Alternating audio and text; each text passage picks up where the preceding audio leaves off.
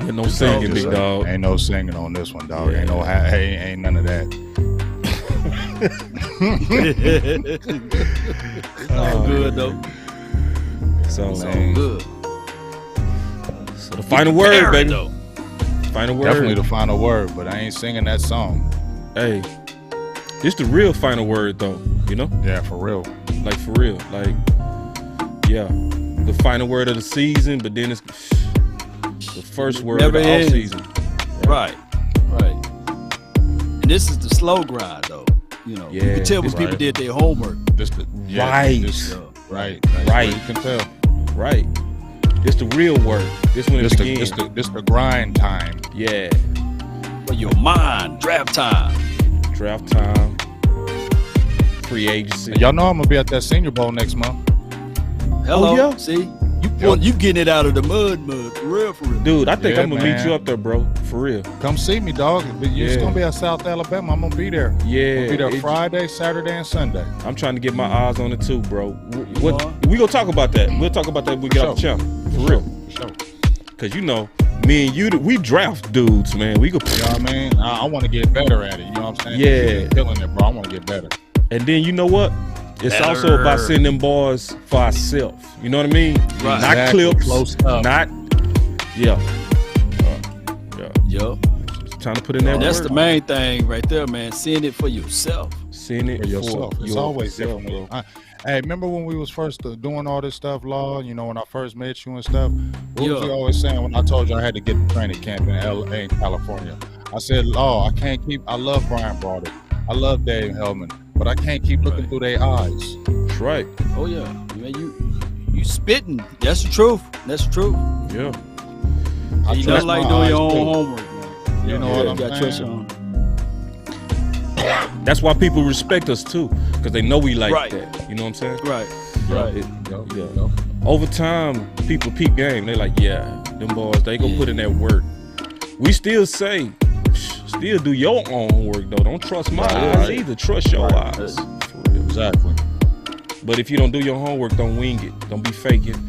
It's the Yeah, 'cause season you of gonna get faking called too, out bro. anyway. You're gonna get called out anyway. That's why I gotta make sure I always want to try to come through, because you're gonna get called out. That shit straight up. Yep. Never Yeah. echo what somebody else said too, man. Hell Right. no. Yeah, Don't Yeah, piggyback and cherry pick. yeah. This also faking season. That's true. Yeah, definitely fake season. Fake Wishful season. faking. thinking, yeah. A whole bunch of pump faking. Whole bunch of pump faking. Yeah, man. We finna go and kick it off real quick. Hold on. I think we got the OC in here. Oh, so OC in the house. OC. Yeah, man, I'm ready to rock, man. Let's go, man. I got a lot on my mind. Oh, man. See, you ain't said nothing but a word, big dog. So you ain't said nothing but a word. Yeah. We right in it. Let's Got go. the countdown box still down at the bottom, but we gonna roll it. No, we gonna get it off. Thanks, Law. Oh, you know, I'm always trying to do something over here. Yeah, man. You know? Law be keeping his eyes on it. And OC, I'm gonna fix you right now. Go ahead, though. You up first, Law. What you got? Oh, well, shoot. I got the blue screen over here, but y'all can still hear me. Hold on real quick. this is- When we go through there we go, big, there we go. I go through big. Big, what you got, Let's big go. dog? Okay, well. Whew. Boy, it's a lot to talk about today, but with all of us collaboratively, we all have been talking about obviously what happened in that San Francisco game. I mean, I'm gonna just start off with this, boss. You said this, and I'm gonna just scream it. I'm not gonna scream it, but I'm gonna say it in a normal tone. All right. But you said that if Collins goes out there, not just Collins or Tyron Smith, and they go out there, and we've been talking about the word of physicality, and we said we have to have that. If we don't, it's going to be a long day for the Cowboys. That happened, and I'm sorry, I am beating the La'el Collins but dead horse. People have said, "Oh, it's been Zach Martin got whooped." He did. Tyron Smith got whooped. He did. But we talked about Tyron Smith. We already said Tyron Smith wasn't the same. I said Tyron Smith should possibly have looked for trade offers 2 years ago. So y'all not telling me nothing new about Tyron Smith. We knew about Connor Williams. You know what I'm saying? We knew about the issues with Biadasz and the strength. We said Zach Martin was getting older and this wasn't his greatest year. But one thing we kept talking about, and Boss Cowboys and OC was beating it before me. I just kind of came behind and jumped on that horse with him, was that Leo Collins thing, because that was the thing that was really hurting our offense. And we just had a discussion on the final word where I said that Leo Collins was forced back in that lineup because of salary. I had some other people kind of confirm that. You know what I'm saying? That it was more money is why he came back as a starter. He didn't truly earn his spot, considering that he missed all of 2020, half of this year for being suspended on performance-enhancing drugs. Look how big this dude is up top. I believe it. Look how big he is now, and look how small he is down low, and it's took his mobility. And that's a game, and I'm going to just say this one thing. If we're talking about the playbook being cut down, well, I feel like the playbook was cut down automatically when you brought Leo Collins in that game starting, because now you can't run certain plays, tosses, things of that nature, because he doesn't have the athletic ability that he used to have because of those things. If you had a Terrence Steele in there, you would have been able to run certain plays and do those and have that running game and maybe be able to be a running threat, but you want to be bullheaded, have your pride, keep on saying, no, they can handle it, and guess what?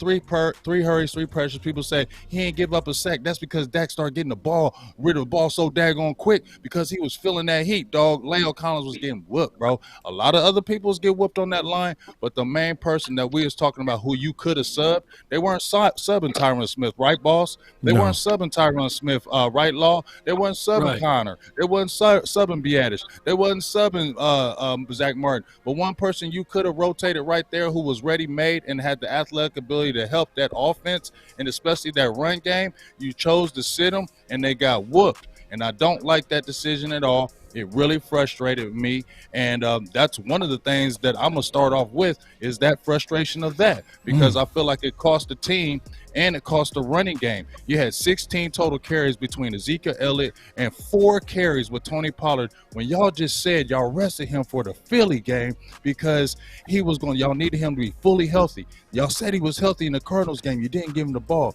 Then you sat him for Philly, so don't you think you should have gave him system overload? He had a kick return where he took it all, 50 freaking yards? It got called back, but that showed me he had some juice, but maybe you couldn't run him because you couldn't get on that outside because Collins can't do it. I'm just saying. Big facts, man. Get that man some yoga stuff, man. Oh, man. So this yoga fire, yoga flame. Yeah. Look, boss, before y'all go, and shout out to you, the OC, man. Before you get into that, man, I just tweeted you in the DM, boss. All right. And it's what the mighty Duke Manyweather said. You probably already got this keyed up somewhere in the show. Do you have that? Nah, but you know I can. Oh, my God. It's a gem of a gem. I'm going to fly it. Let's go. But Ja and his son, that's the name of the guy that tweeted this out. He said, has Dallas focused on the wrong type of lineman for their interior offensive line or just offensive line in general? I think they're tended to like more finesse guys rather than maulers. Thoughts. And then Duke Manyweather reached out to him and said, lo and behold, I think their offensive line coaching / development has failed them since Callahan and then Pollock when they both left. Now, I come here to tell you guys, I'm not a brilliant offensive lineman guy. Duke Manyweather, he get people like Lane Johnson, the other kid from Bama, what's the guy name that played Dickerson? What's Dickerson? Landon Dickerson? Yeah, Landon Dickerson. He get Lyle Collins and Terrence Steele to come to his workout facility to help out whatever they do as it relates to O-line production. Production. Old folks say this, not everybody's lying.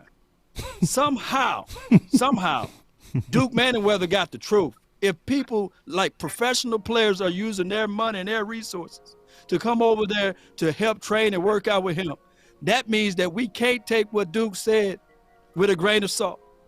And I can only imagine what this team would have looked like if Callahan was still here. Not Lanahan, but Callahan. I digress.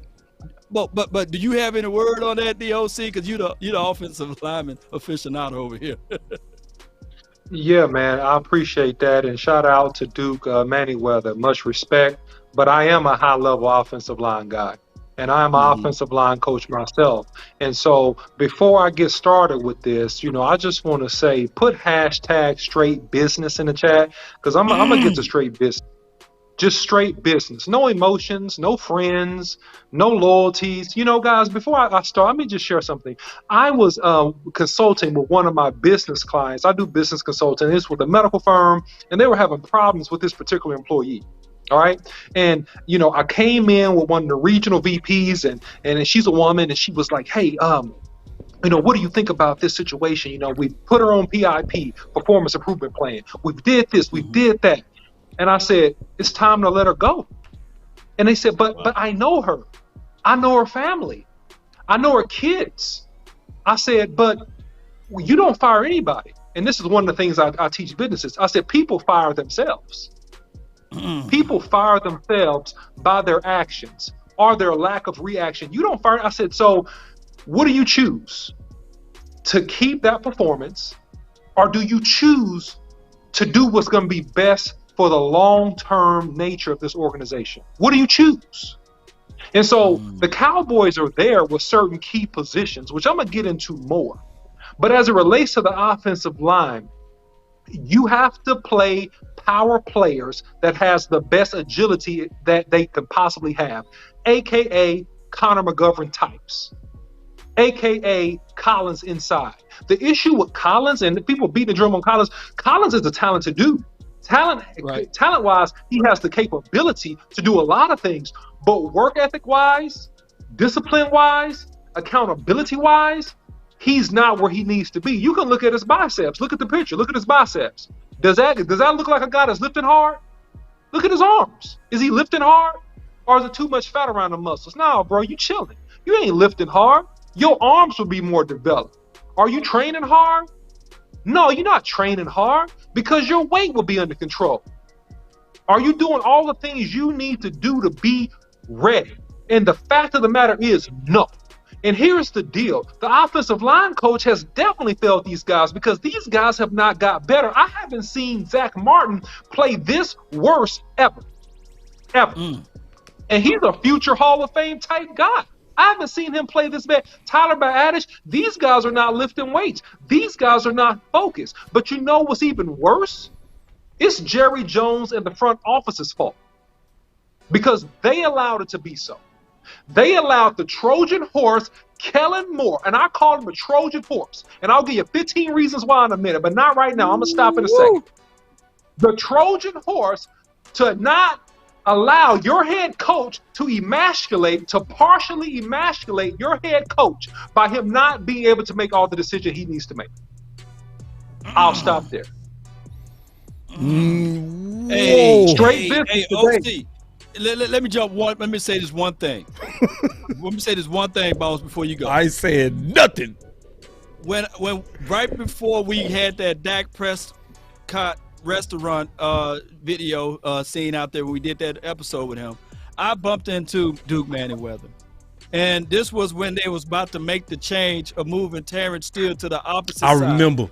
And he literally out of his mouth to my ears, he said, man, this is going to be a setback for Terrence Steele.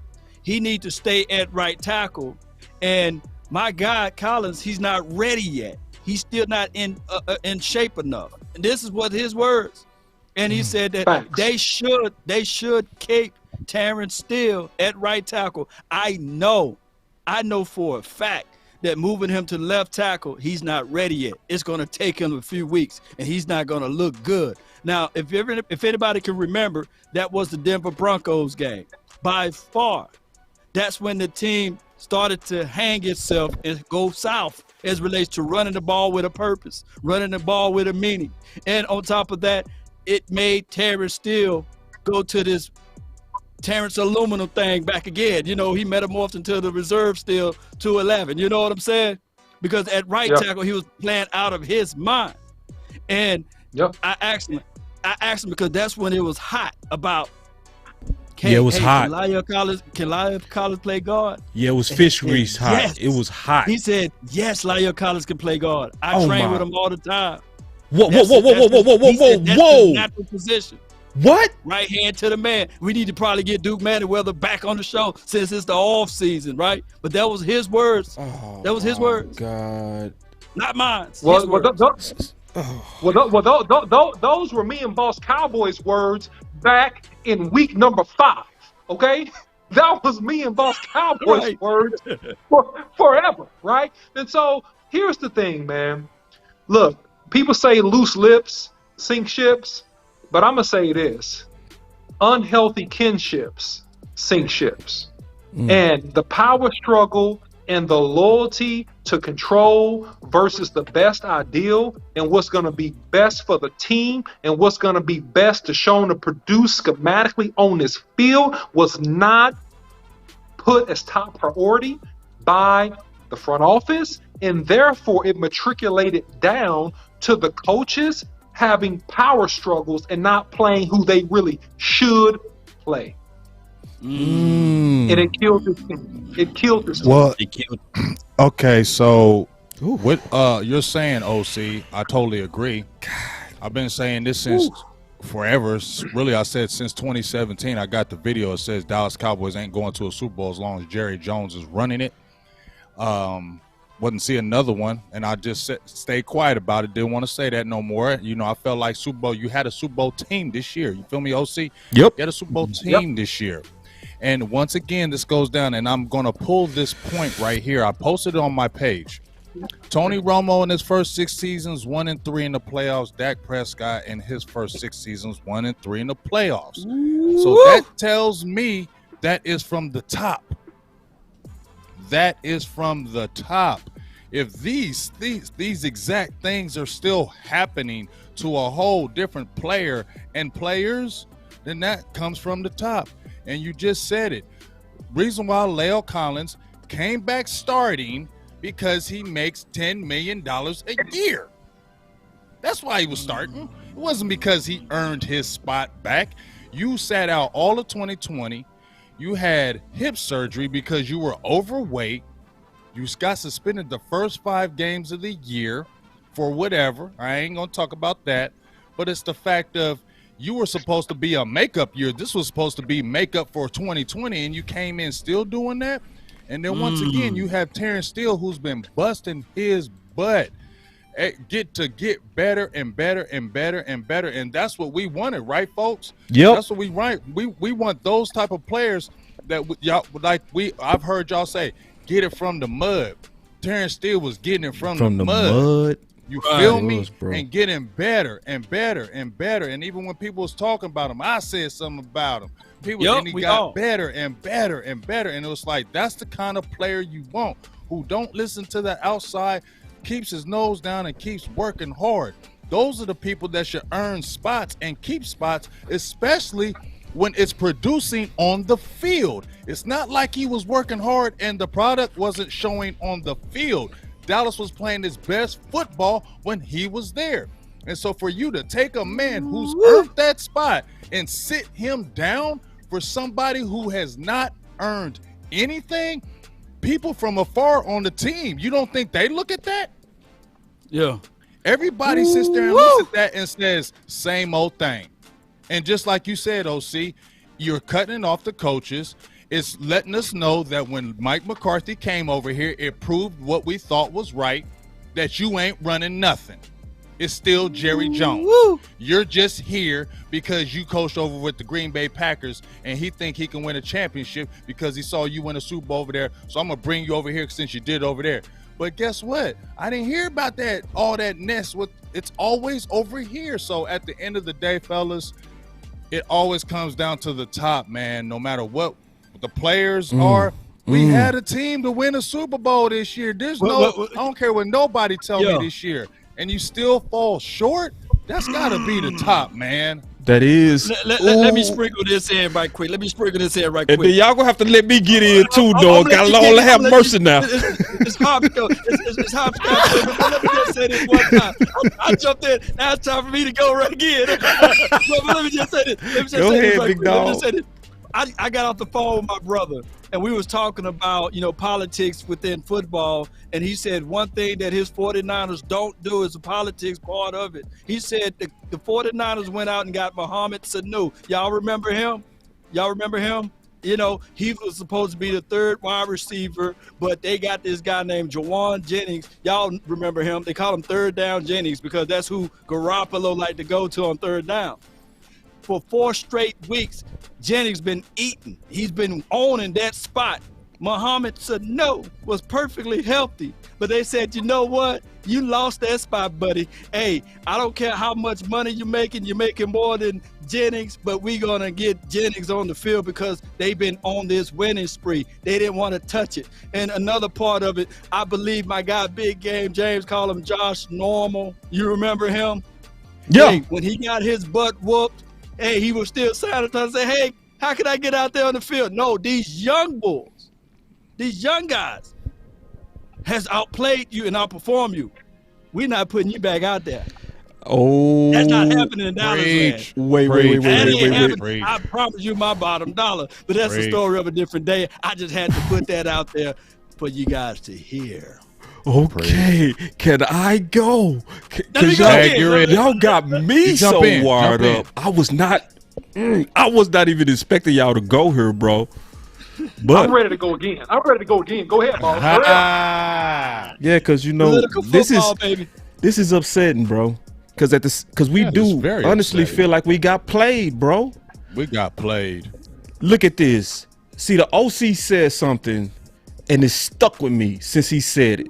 He said Kellen Moore was a Trojan horse. Anybody who know the story know that the Greeks was fighting Troy, right? And the Greeks was tired, losing.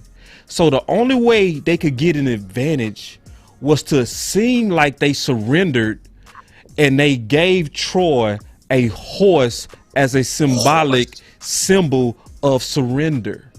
But it never was surrender. It was always a trap.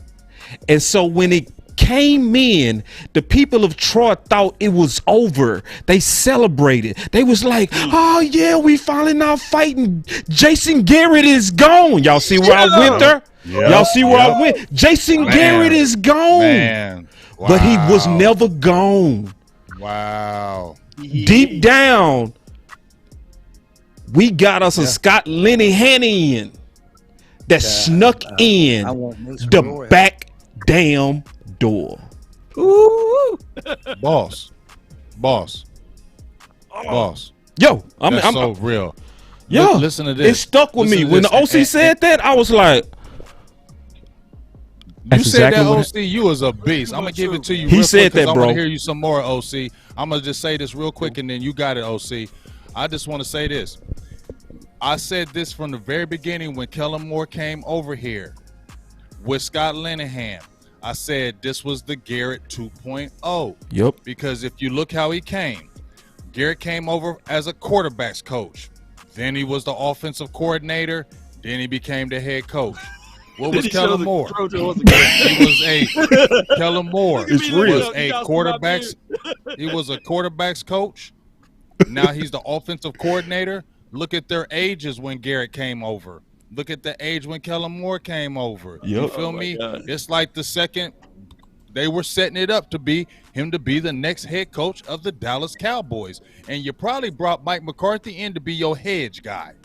He could just be your hedge guy, kind of like Wade Phillips was the hedge guy. Remember we got Wade Phillips and he was the hedge guy. But as soon as he went to the playoffs the year before. The year before he went to the playoffs, they started off bad, and who got the axe quickly and who took over? I'm just saying. Go ahead, OC.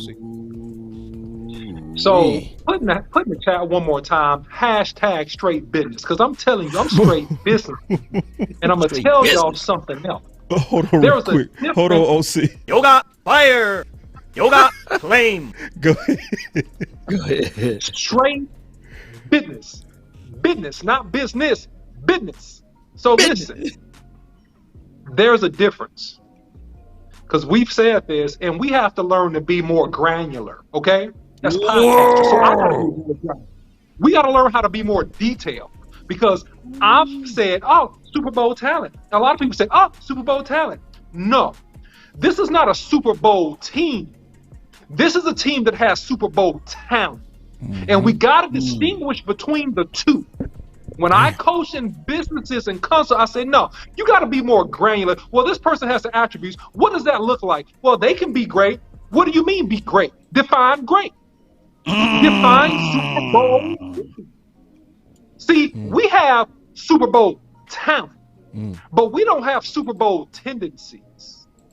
There's a difference. We don't have a Super Bowl culture. There's a difference. You've had teams with less talent that were Super Bowl teams because of culture, because of execution, because of commitment to work, and because of loving the work. Super Bowl teams are committed to the grind.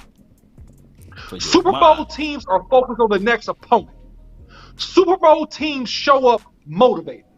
Super Bowl teams are physical at the point of attack. I don't care what Super Bowl team you say. You can even go to the greatest show on turf, the run and shoot. Guess what they could do? The LA Rams underneath Kurt Warner. Guess what they could do? They could run a football. You can say whatever you want about the Kansas City Chiefs when Pat Mahomes came back and they end up winning. You know why they won? Because Pat Mahomes wasn't playing good in that Super Bowl. You know why they won? Because they could line up and run that football. And they could get a key stop on third down. There's a difference between Super Bowl talent and Super Bowl tendencies. Amen.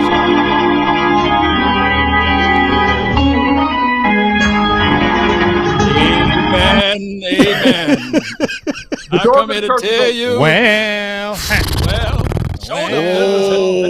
And the Lord said, I'm gonna do a dance. Dun, dun, dun, dun, dun, dun, dun, dun, dun, dun, dun, dun, dun, dun. Get out the island. Yes.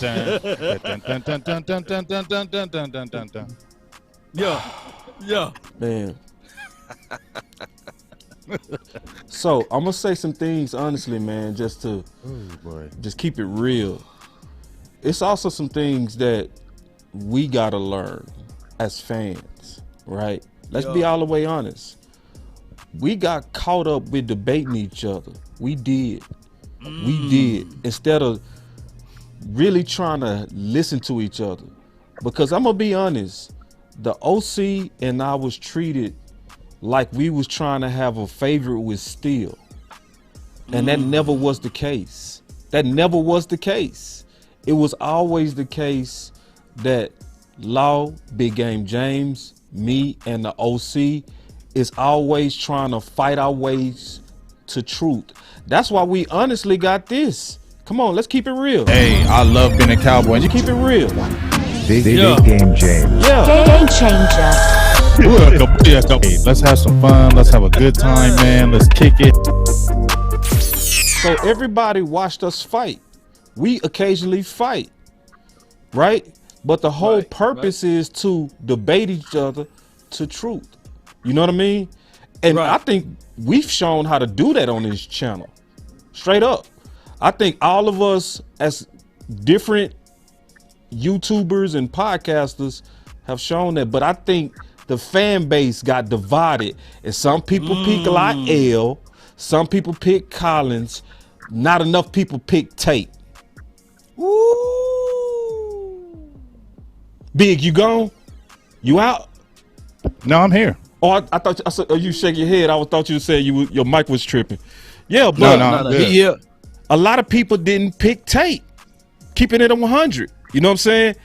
Because I don't think it was possible to do more work than what we've shown on the final word. Remember, all four of us put those boys on film. We put Steele on film. We put Lyle on film. And we showed it early. And this was the vision and the warning that all four of us were saying.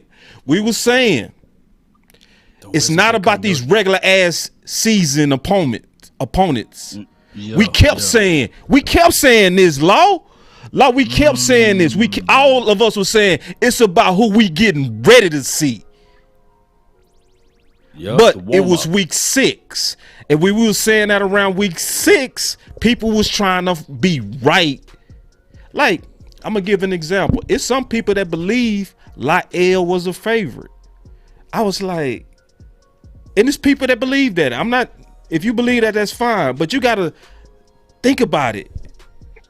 Those of us who have kids, you never know when a kid is favored unless they're what? Bad. Right. You heard me, Lo. Did I say that? Lo, did I say that? Yeah, that's real. You don't real. know if a kid is favored until the first bad. Still was never damn bad. He's a good kid. So he's getting what he deserved. He's getting what a good kid. So you give good kids gifts. You deserved to start. You was one of the hardest workers. You showed it on the field versus Bosa. The guy that was the bad kid was La'el. So when the fact that y'all gave him his job back, that's favoring, not the guy who was the good kid. So, man, yeah, I'm with you, Big. That's upsetting. But we need to learn from this. We all need to learn from this. We need to learn how to debate each other without pride. Pride come before the fall. Let me tell you this, Boss Cowboy and everybody that's watching. You know the similarities between the Globetrotters. Of course. Y'all you remember familiar with them? Mm-hmm. You know the similarity between them and the Cowboys? Mm-mm. They got all of the talent, but no championship. If you ever think about it, because everybody go out there to see them do all of the miracle plays, the bouncing of the ball in between the leg, the spices and everything, the slam dunks, the in between, the travel walk, the hiding the ball. That's what we do. And that is what Jerry Jones has mastered in these last 25 to 26 years, is assembling the Globetrotter mentality. You see, the Globetrotter, they got plenty of talent. We don't know if they can beat the Golden State Warriors. We don't know if they can beat the Chicago Bulls. You don't know if they can beat any team that's in the NBA. But you for damn sure, excuse my French, know that they got talent.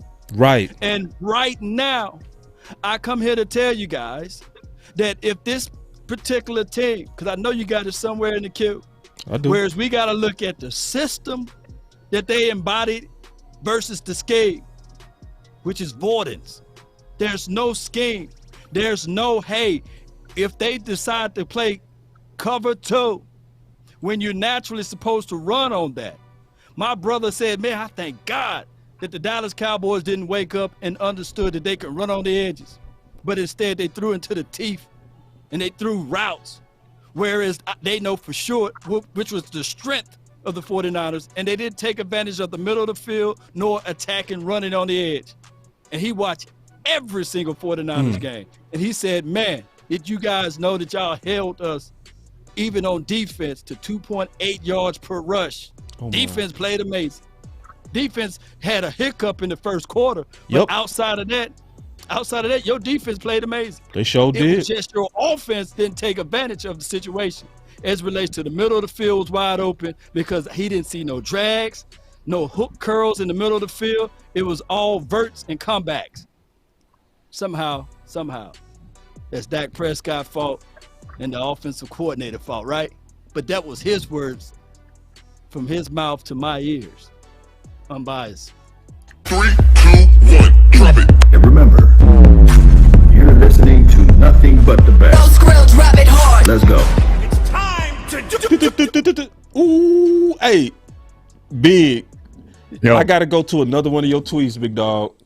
Get What's it. up? God, dog, because you and Law, we could go all day on y'all tweets.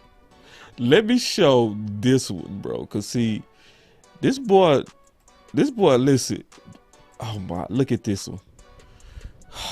Now he said this January 5th. Oh my, I'ma just pause. Can you repeat that date? January 5th. This dude was on some prophetic stuff. Prophetic Prophetic. Me too. I'm gonna brag on me too. Me too. you was on Hey, that Prophetic Jay. with Coop. Yes, What's we the lottery was. numbers, baby? Hey, Jay, what those lottery numbers are, man? What those lottery Yoga. numbers Yoga. Hey, I'm gonna get him off boss too, because he was prophetic off of Cooper. Say, for real. Say, listen, we gonna talk about this though. Cause see, hold on, before we talk about this is why we should, cause some people looking at this, they like, this is a negative show. Listen, no, this a real you show. got to talk about the end of the season and the Trojan horses and the errors that we found so that we can solve them in the off season. But if we just put our heads in the sand, we ain't gonna never get no better. So let's tackle this, because this boy big. Hold on, bro. Let me go back to this. Let me go back. Give me 1 second. Give me 1 second. Leave me alone, J Form D. I'm from Mississippi. Here we go. Here we go. There it is. I was looking for that. All right, here we go. That boy said a few takeaways from the show tonight. Let's start with number 1. I'm gonna do number 1 and number 2. Oh my God, boy, you was killing it. He say possible low balling of Cooper. This is the reason he is coming out in the media. Oh, whoa. And then number 2, this is January 5th. Straight business is what the OC said. That we have to make that a segment. Straight business. Straight business. Straight business. All right. Coach Mike McCarthy needs to take more control and authority on the. I'm gonna stop with them too. Authority on the offense. Ooh, let's talk. Go big. God. Well, first of all, the first one with Cooper, I'm gonna give y'all the credit. Y'all threw it out in the air because y'all had another excellent show. Please go check out that show when you were talking about Amari Cooper today and the possible releasing of Cooper. Please go watch that show. It was a great show that y'all did. I really appreciate that. You always be spitting good knowledge, boss. You be ahead of the times. You be ahead of your times. Things that I have been kind of seeing, you guys kind of opened up. So just to keep talking about it, that Amari Cooper thing, you guys were talking about it, about watch what's going to happen with this Amari Cooper thing. Watch what's going to happen. You're going to see it's rumblings now, but it's really going to get real loud when the offseason comes. And here it comes. It's already getting loud because, when I had George Teague on the show, and this is where we got these bullet points because I had George Teague on the show. And the reason why I wanted to bring him on was because he had been in these Cowboys meeting rooms. He had been in the quarterback's rooms. He had been in these meetings. That's why I brought him on. I wanted to hear the real. So when we first talked about Cooper, he's like, look, man, I had to go through pay cuts and people try to sit me down so I couldn't get my $500K. I had to deal with that. So that money thing is real. And he says, when you're hearing this thing about Cooper coming out, OC had brought it out maybe a few shows ago, how he was the third most targeted player on the team behind Dalton Schultz and CeeDee Lamb. Reason why they want to do it, and how you were saying it, boss, that Linehan-ish, that we don't give it to one main guy. We don't just do that here. We don't do that, and he don't know nothing but Linehan and Garrett. And we saw what they did to Dez, Cole Beasley, and things of that nature. So you see it rectifying itself again. Amari Cooper is the third most targeted player on the team. Now here's a way you can come out and say, well, you're not the guy no more. You had the year before, you had regular quarterbacks, and you had career numbers. We get the man back, and you the third most targeted player on the team, or you got third most catches. We're going to have to maybe restructure or might have to take a pay cut because you're not getting them numbers like them other guys. That's why he said Amari Cooper came out in the media and said, no, it ain't me. I'm still one of the best in the game. You give me the ball, I can beat everybody's numbers. I can match anybody in here. So it ain't me that fell off. It's I'm not getting the ball, but I don't have no control of that. You get what I'm saying? Facts. And then just to bounce off what you said again on the Cooper thing before I go to McCarthy, now I feel like could this be a Dez Bryant situation? Because we remember when Dez and the Joneses were getting into it, especially with Steven, and he's messing with the money. I see Amari Cooper being, to me, rebellious in their eyes because they was mad about that vaccination stuff. Remember, we talked on the show a few weeks ago, and I told you about that vaccination thing, right? So that's the little thing they was already mad at. And then you see Cooper go to the Mavericks game. I've seen Cooper with a mask many a times. Now I seen Cooper at the Mavericks game with no mask. Then I see him at the championship game, no mask.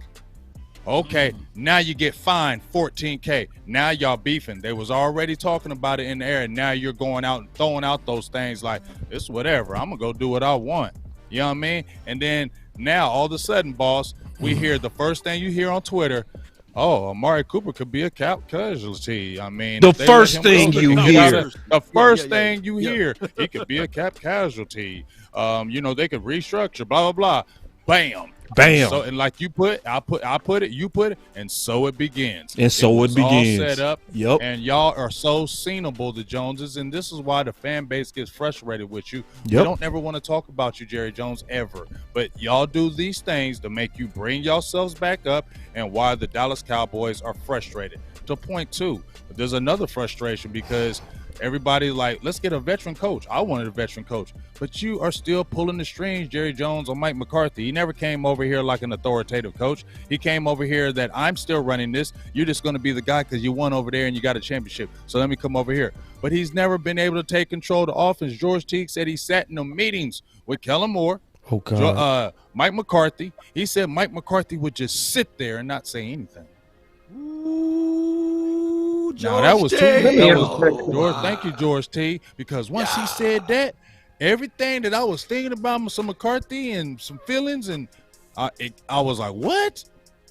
He said, "Man, he ain't saying nothing." And he was saying, "Certain point in time, you gotta act like a coach up in here." This is his words. Go to the show. He says it in his words. God. He says, sooner or later, you're going to have to step up and be the coach and not just be happy I'm a coach of the Dallas Cowboys. He said, so what? He's like, you was like a kid in a candy store when you got hired for what Jerry Jones hired you. He said, you need to start being a head coach and taking control and saying things. You need to say things to Kellen Moore. If things aren't right, you need to take over.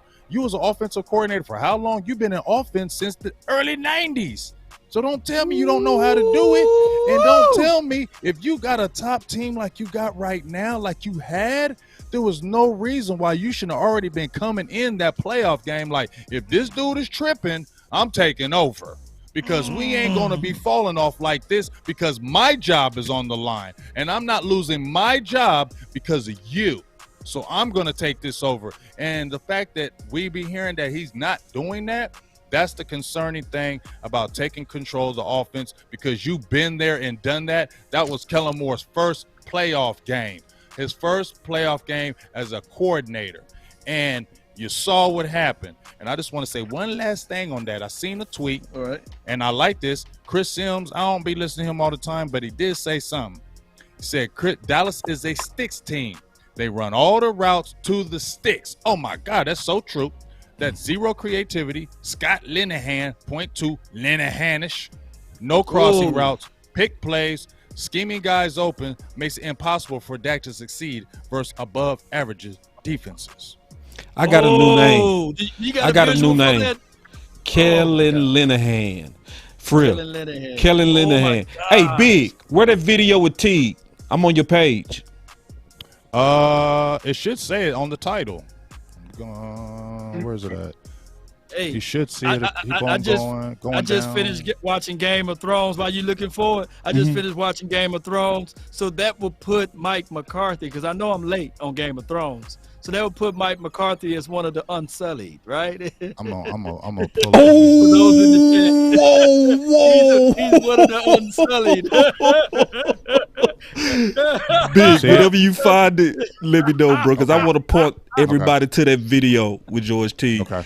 Oh, man, let me unpack a couple things real quick, guys, because this is really, really important. You see, when Mike McCarthy came here, and me and Boss Cowboy talked about this a couple shows ago, but check out Boss Cowboy Sports, where I mentioned, and it's worth mentioning again, you see other people of stronger personalities and convictions turn down this job. That's what we don't get. Mike McCarthy wasn't the only coach to interview for this job. He got the job underneath the condition that you let our boy have power, which he understood. I'm taking the money to give up my power. I'm going to take the 25 mil to give up control. So my contention is that It was never about the Dallas Cowboys winning Super Bowls. It was about the Dallas Cowboys appeasing to the fan base to continue to be one of the most popular and one of the most recognized brands in the entire world. Let me transition to prove my point further.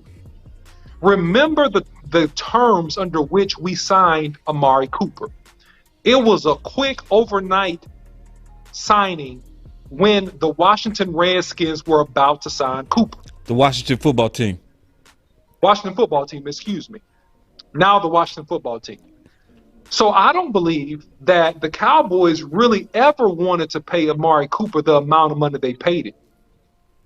They paid him to keep him away from a rival. When we got the new 88, that was the plan to establish the new 88 working through Kellen Moore. That was the plan. Boss Cowboy alluded to this before on a previous show. Even though he was the best wide receiver, that being Amari Cooper, the plan was to build him up. Why? Because it's good for business. It's good for marketing. The new 88, CeeDee Lamb, the new shiny toy. God. Can you see it? Now, listen, the opt-out year is this year for Amari Cooper's contract, which, by the way, is fully guaranteed for 2022 because we're past the fifth day in the league year. So he signed $100 million, $40 million guaranteed, which now is $60 million because his salary in 2022 is guaranteed because we're past the fifth day of the league year. So if you opt out now, okay, fine. But the plan from the beginning was to keep the marketing engine going, and it was never to fully pay Amari Cooper. What we paid him to keep him away. It's kind of like what happened to my daughter. She went to this club. My daughter plays club volleyball, and she's one of the top players in Texas. All right, 14 years old. And shout out to you. One club, and I won't name the clubs, but they're popular national volleyball clubs. She plays at one of them. But one of the clubs, they offered her a spot on their team when they found out another team that's a chief competitor was offered her a spot. That's the only time they offered her a spot. When they found out one of the other top clubs, which was a rival, offered her a spot. My contention is that the same thing happened with Amari Cooper. I'm going to keep my talent away from strengthening your team. Okay, overnight, bam, we'll pay him. Before then, Amari Cooper had no contract until he had that offer from the Washington football team. Facts. Fatality. Hey, y'all want to see something? That was straight up facts. Want to see a dead body? Y'all want to see a dead body? Want to see a dead body? I did this on the show earlier. I ain't gonna go through it as detailed as I did the last one, but this is a whole list of people that got more targets than Amari Cooper. Some of the people on this list is downright insulting. All right, let me click on that.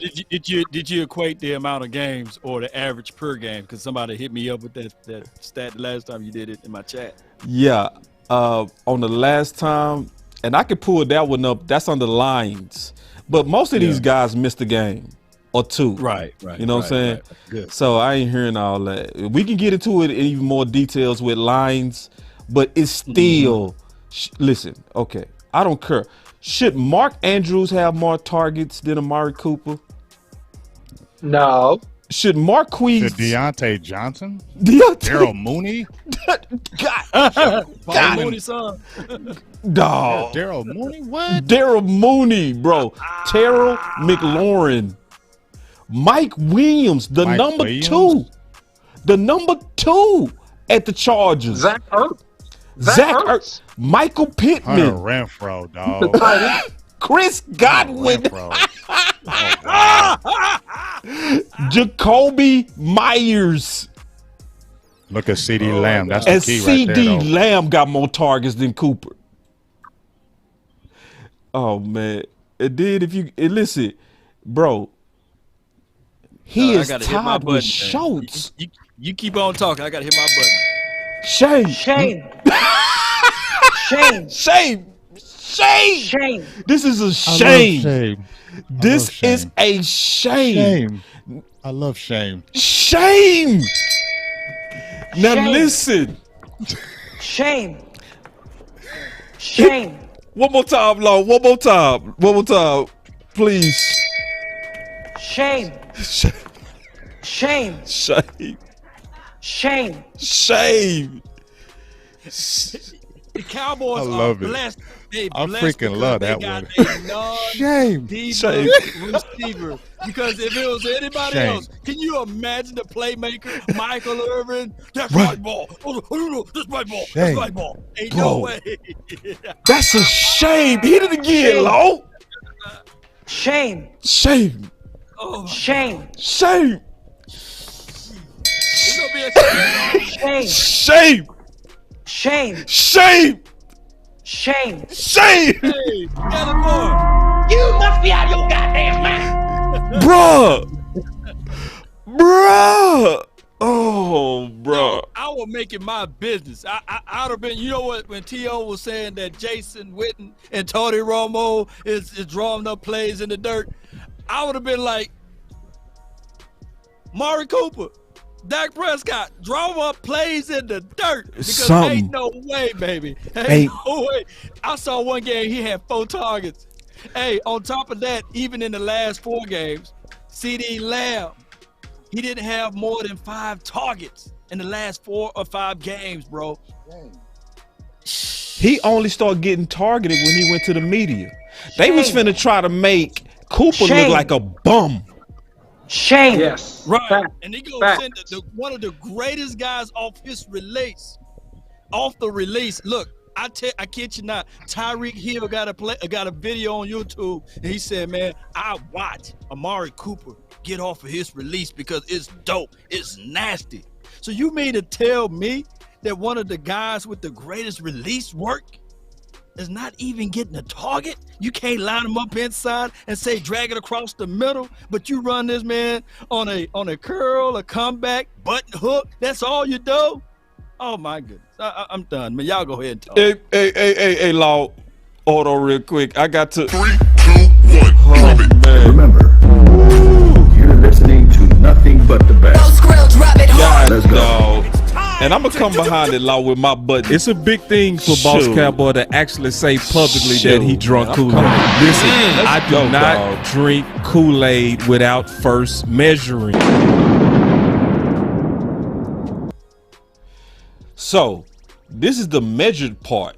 All right, I want to talk about the measurements real quick because we want to talk about how I think, should handle this Cooper situation. Let me just be real with everybody. I ain't gonna take long either. So, Right. my boy Big Game James on the Fit definitely made a key prediction. I said this on the 4th. And this is happening right now. Yep. Big Game see it.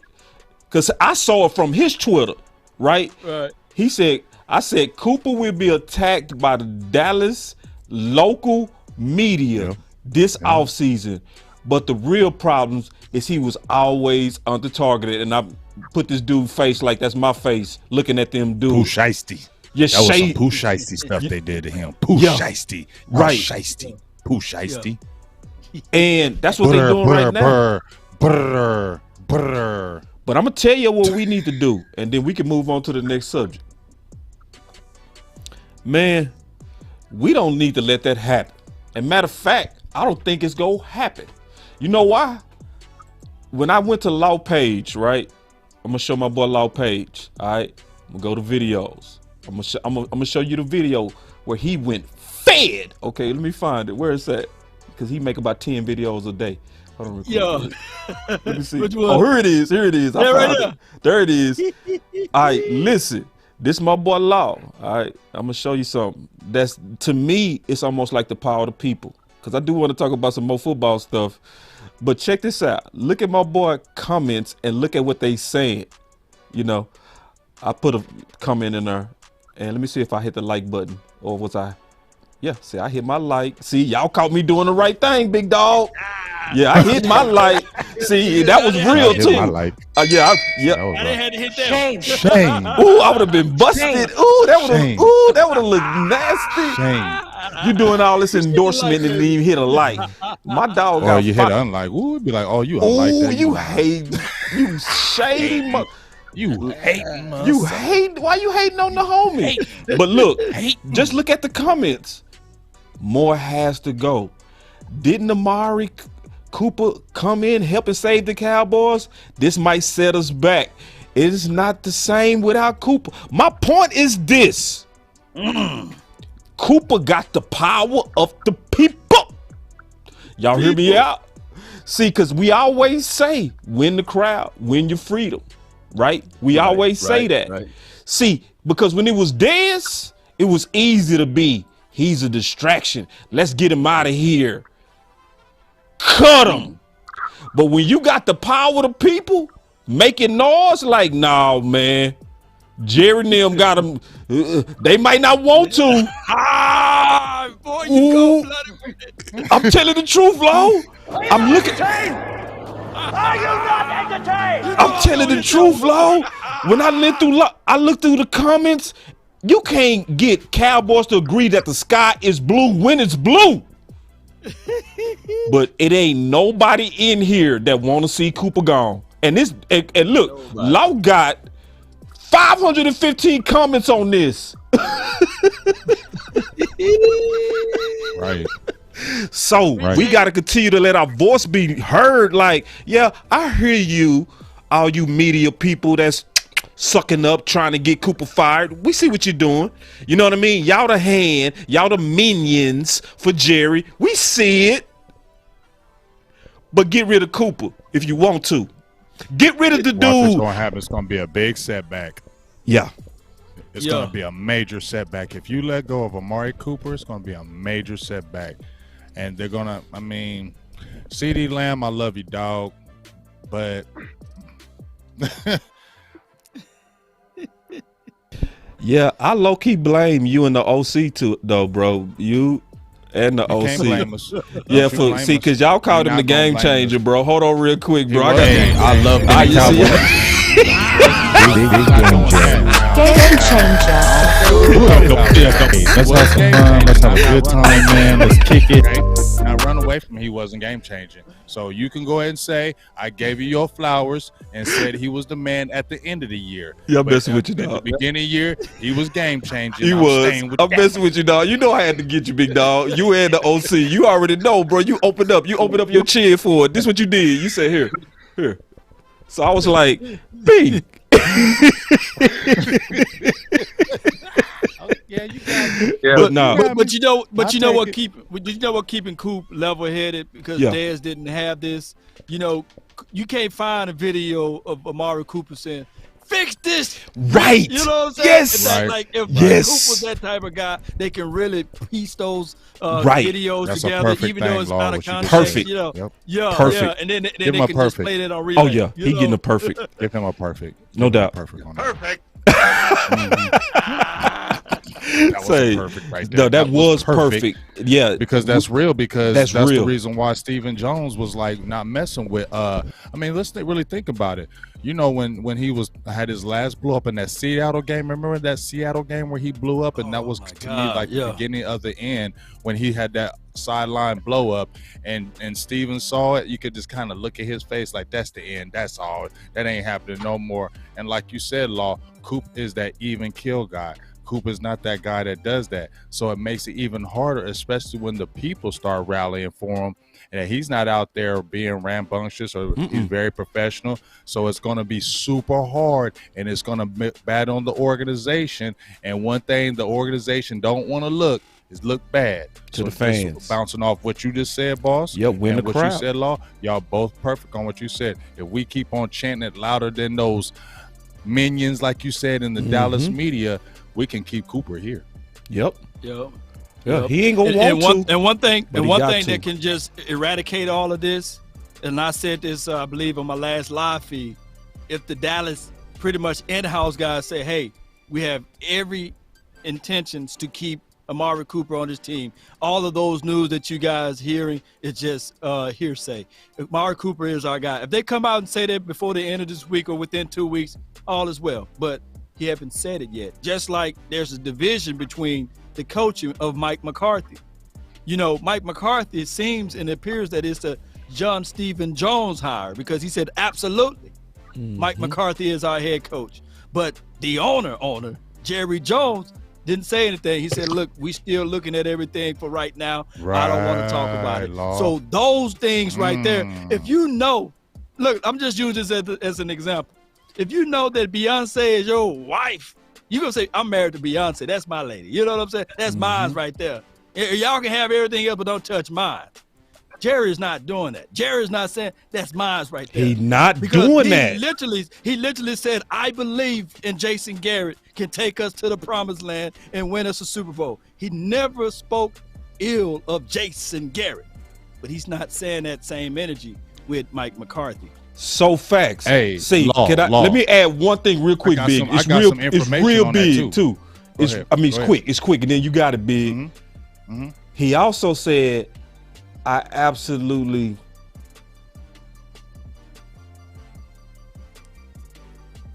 fumbling the bag. Yeah, I'm fumbling right now. Live. Live. Fumbled. That's why you should have gave it to me. You straight fumble. Give him No, but hold on. Give yourself Hold on. Hold on. Give I gotta yourself give a myself whoop. something else too. Hold on. Give yourself It's that at the thing. tip of my tongue. I'm not gonna Give quit it though to- because it's give it to important. yourself right now. He Give it said, to hold yourself on. right now. There you go. Yeah, he said. There you go. He said, I absolutely confident. Okay, this is why that word confident is so important. Because confident is never saying 100%. It's sneaky business terms. Think about it. I'm confident. That's not an absolute term. I'm 100% confident. See, you being slick with your words so you can back out of it. Well, I said I was confident, but I wasn't the final decision. The reason why I said confident, because Jerry made that decision. I think they being slick with it, bro. Yeah, I did have a fart. I had a brain fart. That was a bad one too. That was a straight up. Yeah, I was because we was all waiting for the drop. Yeah, give yourself another one. I appreciate that. Hey, but just bouncing off what you just said, Law, about the hire. Was it a big was it a Stephen Jones hire or Jerry Jones? When I was talking to one of my guys and he has some information about when he tells me the story all the time about when Jason Garrett, the 2018 game, when Dallas lost in that Rams game and they ran all over him, he said Jerry was ready to fire Jason Garrett. He was done. But it was Stephen Jones like, come on, no, we can go ahead and do it. And that's when he was the lame duck coach for that 1 year because Jerry had enough of it. He had enough of it. He was pissed. He was mad. Yes, Jerry had enough. I got him a guy who I trust him and what he says because he says this to me numerous times. He even said it on my show. So and this was a while back. And he said that. So I can only imagine if he felt like that about his son after that game because he was so daggone mad. You saw his face after that game in San Francisco, dog. You saw his face. And one thing we should know about Jerry, if you look at his hiring process, the only person that had a long tenure was Garrett. Everybody else was 4 years. I think Jimmy made it 5, but everybody else was 4, and you was done. You ain't getting a long time with Jerry, so he ain't giving a long leash. And guess what? Mike McCarthy's already 2 years in and 2 years of disappointment in. And Jerry is like, I'm old. But at the end of the day, Jerry and them are still to blame for this. So they can sit there and be mad at a Mike McCarthy, but you're the enabler allowing this stuff to do it. So really you should be mad at yourself. Yeah, you let the Trojan horse in. You allowing this to happen.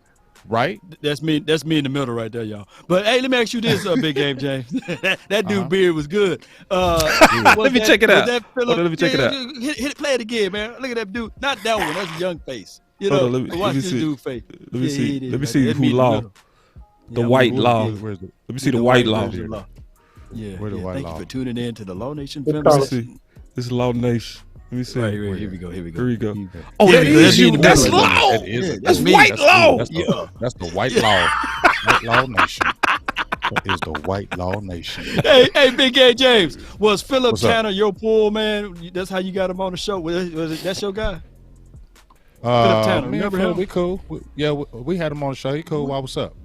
Yeah, we need to reach back out to him to talk about some things about Dak Prescott and the coaching philosophy. Prescott. If you can. See, we doing it all live right we now. need to You reach know? back out because you know what, Philip him and guess what, we need to really because him and John Kitten are coached together. Yeah. I'm That's all loving I it. wanna say. Hey, You give the OC that's who some I shine, really man. wanna He's sitting talk over to. there. Duke I know as he's well. chilling, but We need to get Duke on here, bro. yeah, we need to get Duke, back on bro. board. We really need to get some John Kitten on here. Oh yeah. Hey, I'm gonna flip the topic. I'm gonna flip the topic. All right.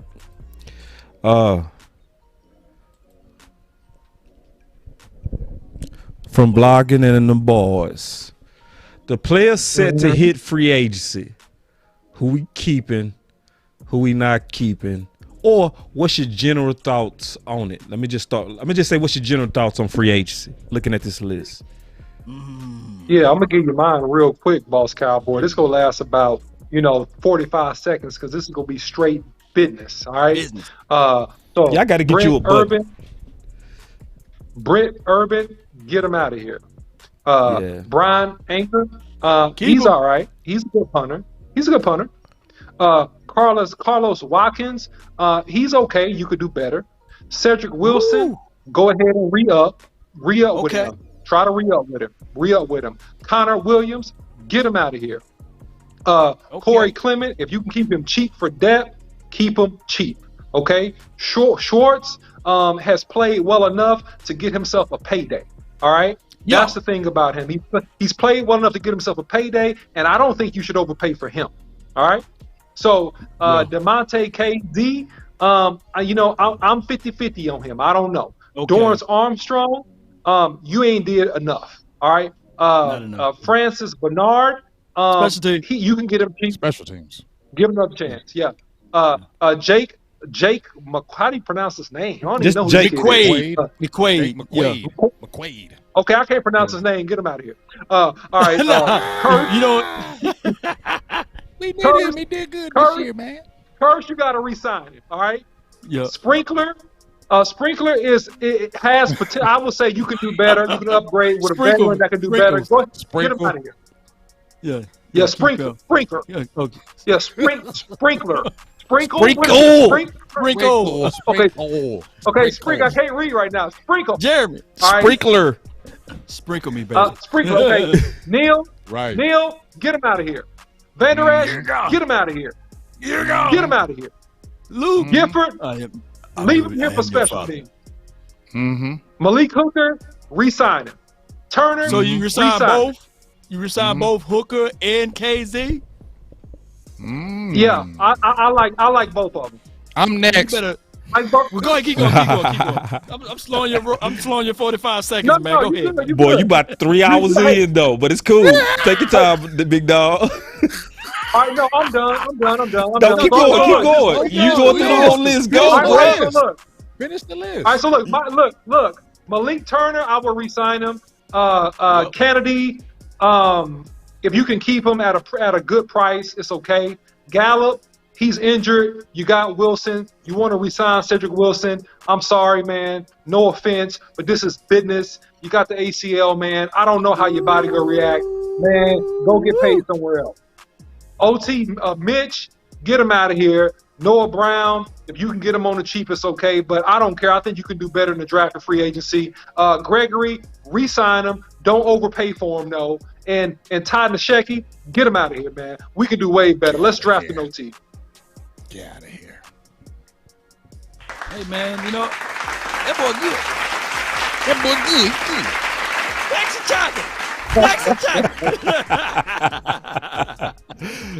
Big, you up? All right, I'm up. You got to show the list again. I can't see it. My bad, Okay, there big we dog. go. There you go. All right, got a minute. I got a minute. No, take your Brent time. Urban. No rush. Okay. No rush, dog. Brent Urban. go. I like Brent Urban. See if you can get him back. He was on the 1-year deal. I think you can slide him, and because his wife, I think she really loved Dallas, and I think she's gonna be a main contributing factor keeping him here. So I keep him. I would like to keep Urban. Brian Anger. I definitely like that punter. He did wonders for Dallas in the punting game, pinning people in. Definitely keep him in. Carlos Watkins, I can get somebody else for you. You know You what got I'm a saying? pick six. Man, I don't care, dog. Carlos Watkins, he was okay. He was average, but I can move on. Cedric Wilson, I think you might outprice yourself. You know what I'm saying? Because you stepping up in the world getting big money. You know what I mean? And so you might have played yourself out of Dallas. And the reason why I'm gonna say that is I ain't gonna throw no big money to you. So if another team goes after you, I'm gonna walk away because I got a guy named Malik Turner over here. I can make a Cedric Wilson part 2. So that's Boy got the organs. Yeah, he was preaching on that. I felt that. Go ahead. Connor Williams gone. Clement, nah, I'm good on you. Who we got after Clement? Demonte Casey. Let me get your Who's after Schultz? That is Schultz. Oh, Dalton Schultz. No, I think Dalton Schultz is gone because he done played himself into some big money. They talking about $11 to $12 million a year. Dallas ain't gonna play that. And you already paying Blake Jarwin. I know Blake Jarwin's injured, but you got the young guy and Sean McKeon. You can get probably another tight end. As much as you love to keep him, that's a lot of money. I don't think you're gonna do that. Demonte Casey, I can get another safety in free agency and I can draft one. So I'm gonna move on from you.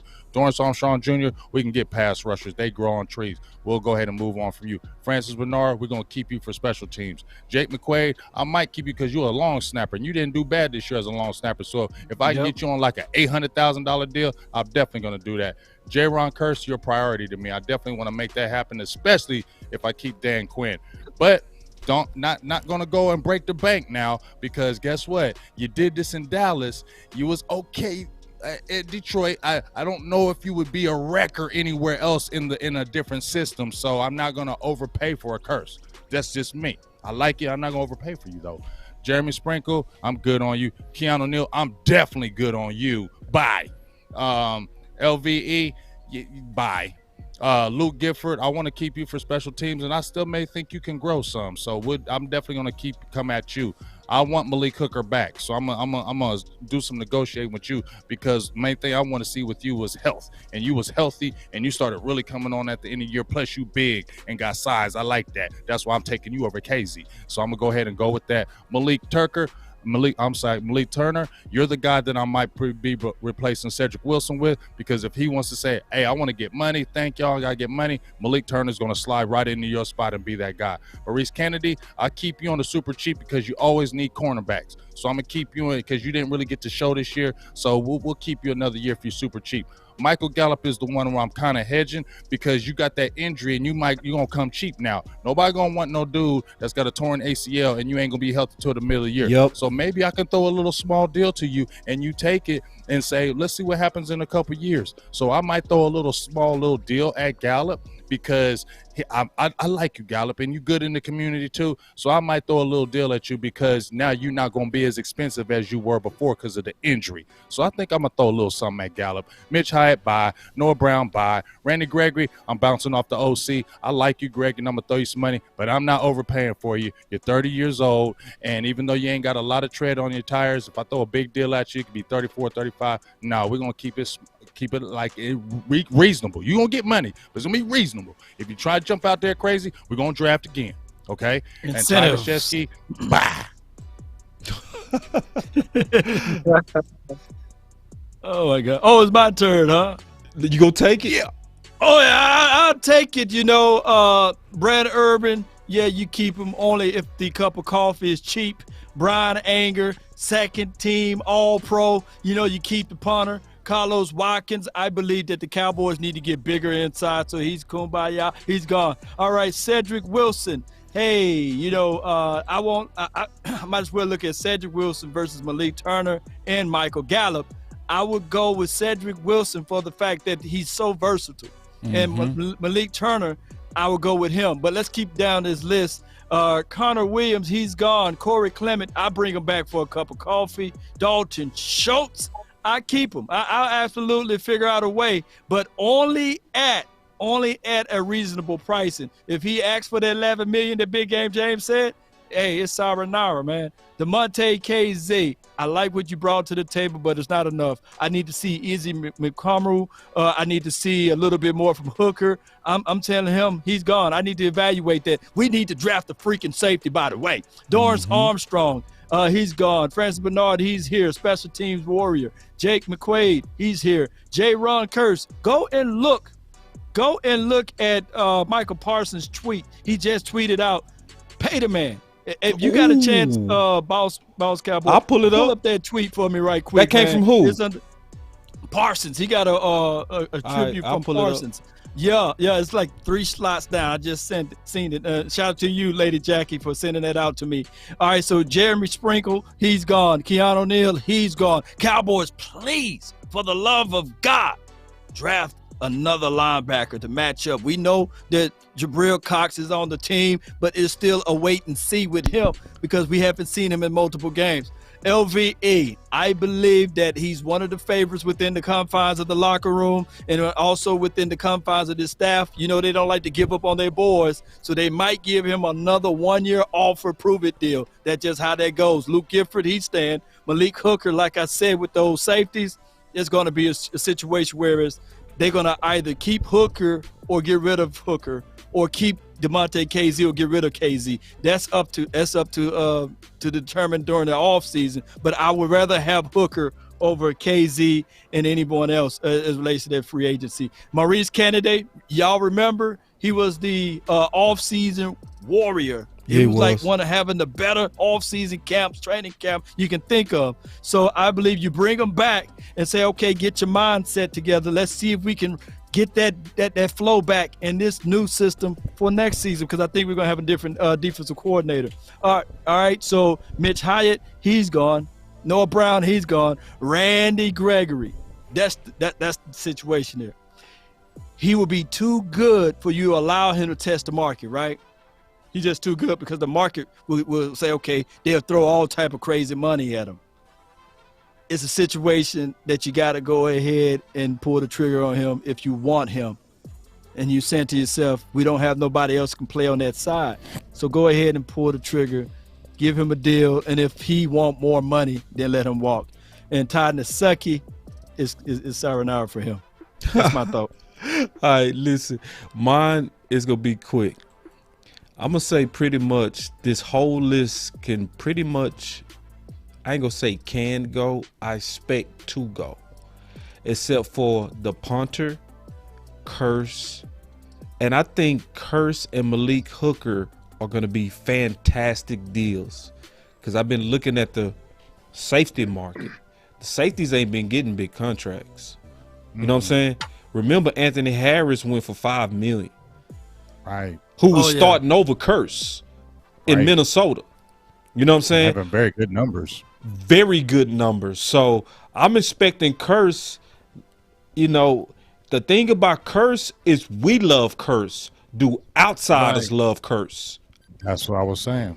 I don't think so. Pull up that tweet that Parsons just put out there.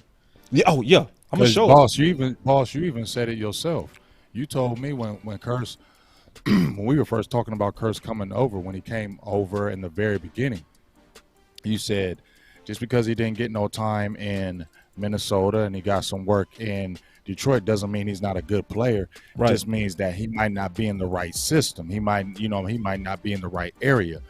And that's why I say about with Curse is that just because you did that here, I don't know if Curse goes to another team and is doing what he's doing here. You were in the perfect storm. Right. You had a coordinator that allowed you to be that guy.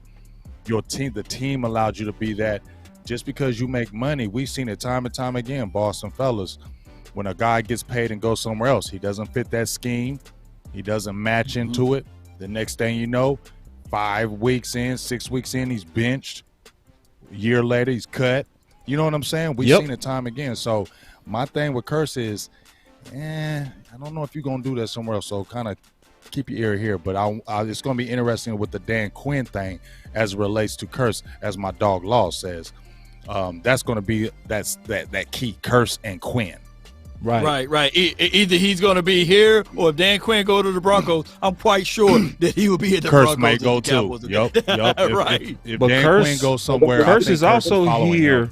because of Because Edwards. of George Edwards. Yeah, George know what I'm Edwards. saying? Yeah. True.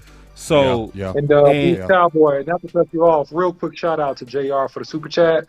He said, thanks for the content. Cowboys tighten up the O-line this offseason. Hashtag still them boys, man. So appreciate the super chat, bro. Want to tell you thank you real quick. Go ahead, boss. Oh yeah, that's a fat super Appreciate chat.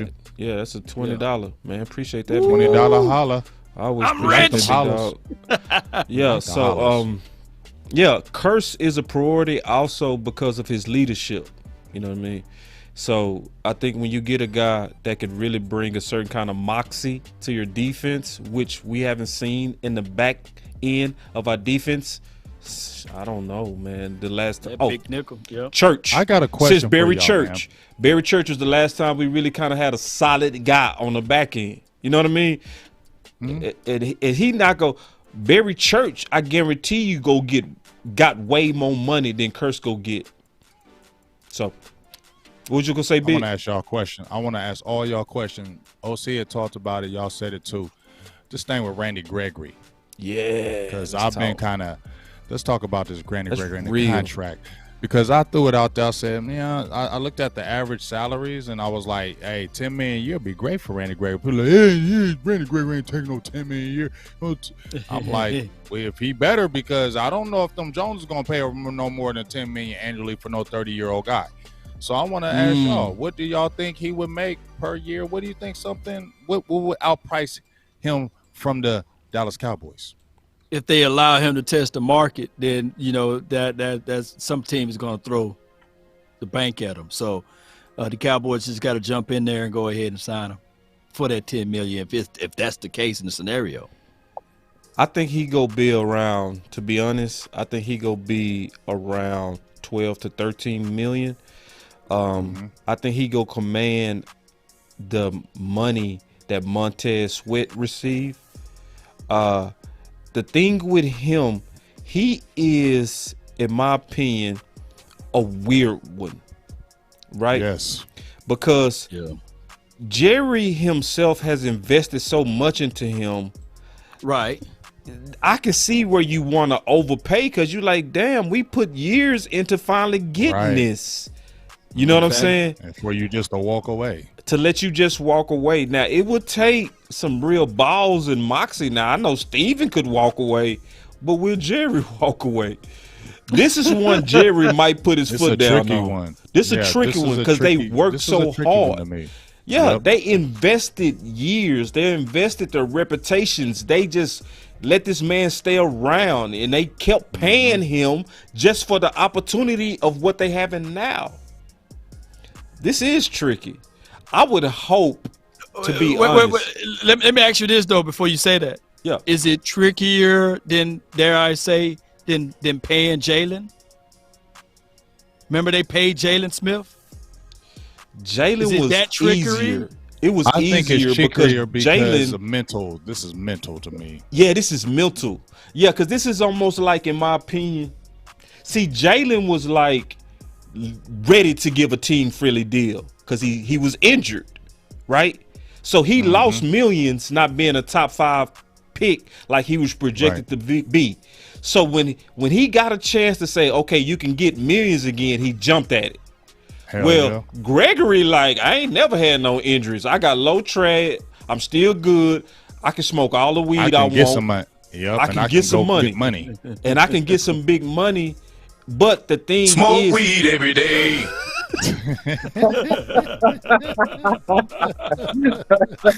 You said it, I had to hit it.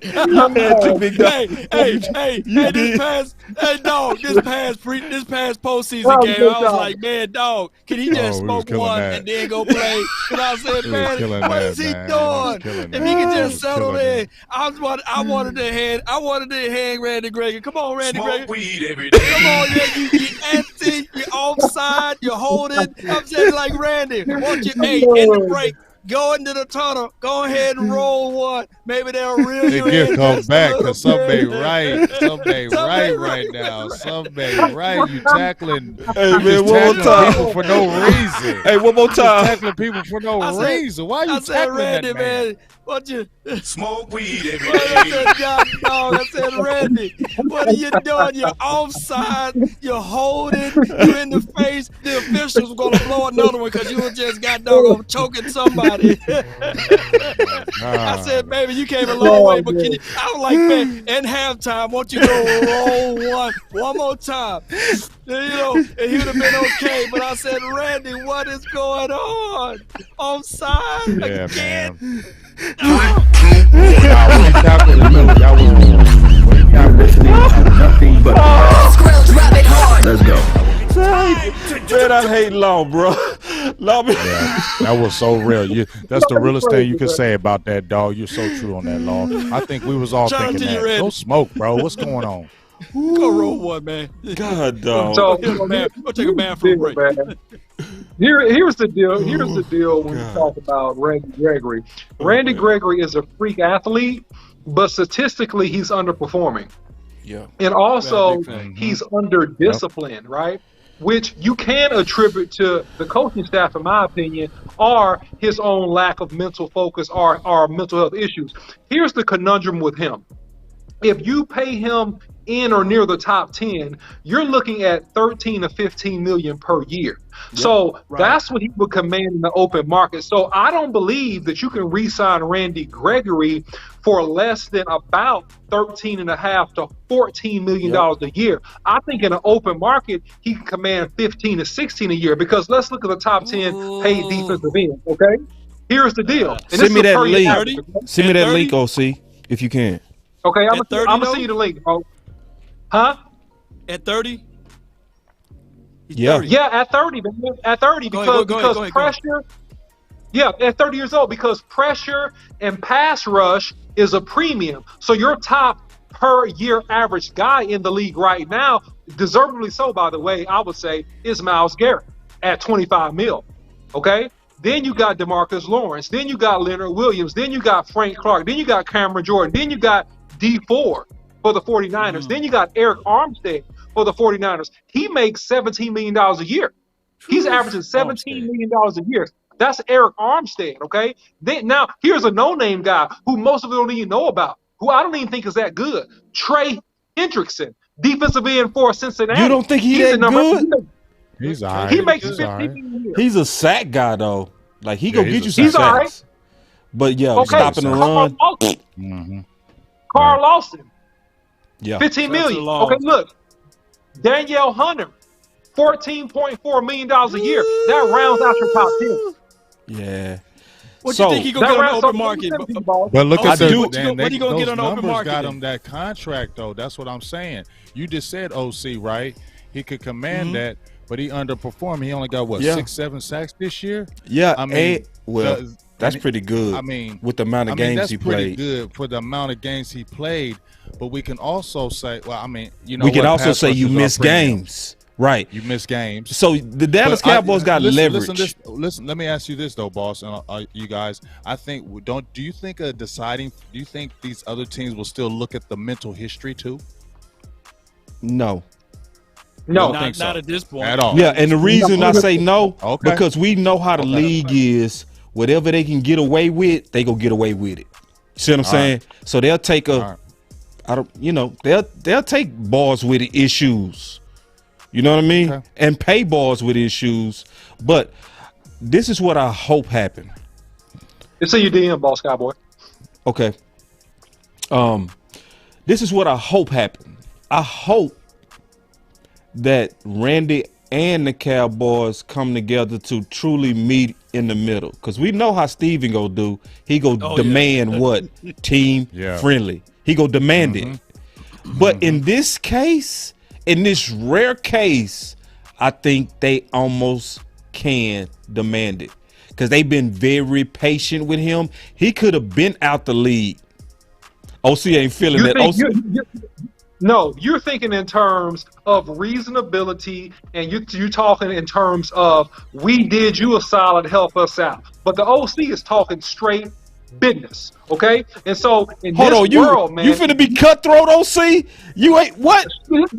No, Yo. I'm not about to be cutthroat, but the representation seems to Randy Gregory. I'm telling you straight business. If you gonna look back, you gonna look back. You gonna look back, boss Cowboy. I'm gonna look back. All Right? right, let me You gonna see. look back. So listen, man.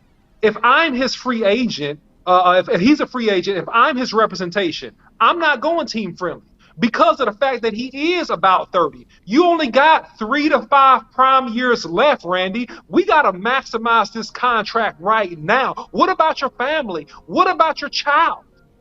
So we need to get what we can get right now. Okay? And we're not taking no $8 million a year or $10 million a year. I'm better than Danielle Hunter that plays for the Minnesota Vikings. I'm Based better on than him. what? What? I'll think take I'm better Danielle than Hunter him. right now. you ain't missed. You missed Yeah, half you your ain't even career. played. You missed I'll half your take your Danielle first Hunter. full Good, season, talent-wise. second full season. Yeah, I know what you're saying, listen, but I'm like, if I'm Jerry them, I'm like, huh? I'm You like, better you ain't based even on been what? playing. Wait Yeah, a second. how I'm you giving better you the argument of his team. I'm giving you the argument. No, I'm Oh, with his you. agent I'm arguing like I'm Jerry. Right. Well, to me, my upside and my potential is better. So I at least deserve $14 million. Yeah, you don't You can't deserve. $12 million. You You're just not what? getting- You don't Right, deserve and that's what- nothing. And- You right, deserve. and that's You when should be Jerry kissing and Steven our gonna be ring, like, homeboy. Yeah, You could be out the yeah, league. exactly. We the If ones it who wasn't for like us, a you home. wouldn't be still be in the league. you wouldn't even be in the league without Dallas.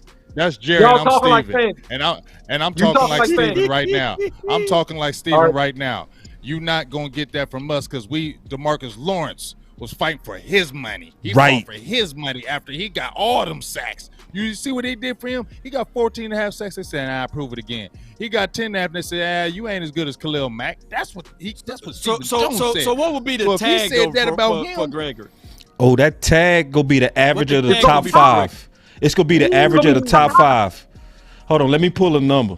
I'll do it now. Ooh, I don't So- know. Yeah, y'all Tagging? figure out the I'ma tag. tell Now you, they'll I'll tell figure it it out. all right there. I'm gonna do it right now. Pull that tag. Hey, and while you pulling this tag, I got a question from my dog, the lunatic. He gave a super chat, $5 holla. I want to get it out because he always got good questions, and it's a question that's poignant to all of us right here and OC since he played the offensive line. So he got 3 questions. What do we do with 77? Because we ain't talked about that. Ooh. 71 and McGovern, do they battle for left guard? And do we keep Joe Philbin from this point on? Do we move on from him? I Appreciate the love great this work, question. Cowboys for God, life. dog, the lunatic with the. Game. So I'll answer the Yoga question real fire. Yoga flame. quick. So but let me say this because Boss Cowboy's working on that number. The average of your I got top the 5 numbers. is gonna be about 20 mil, boss. Oh, hey! No.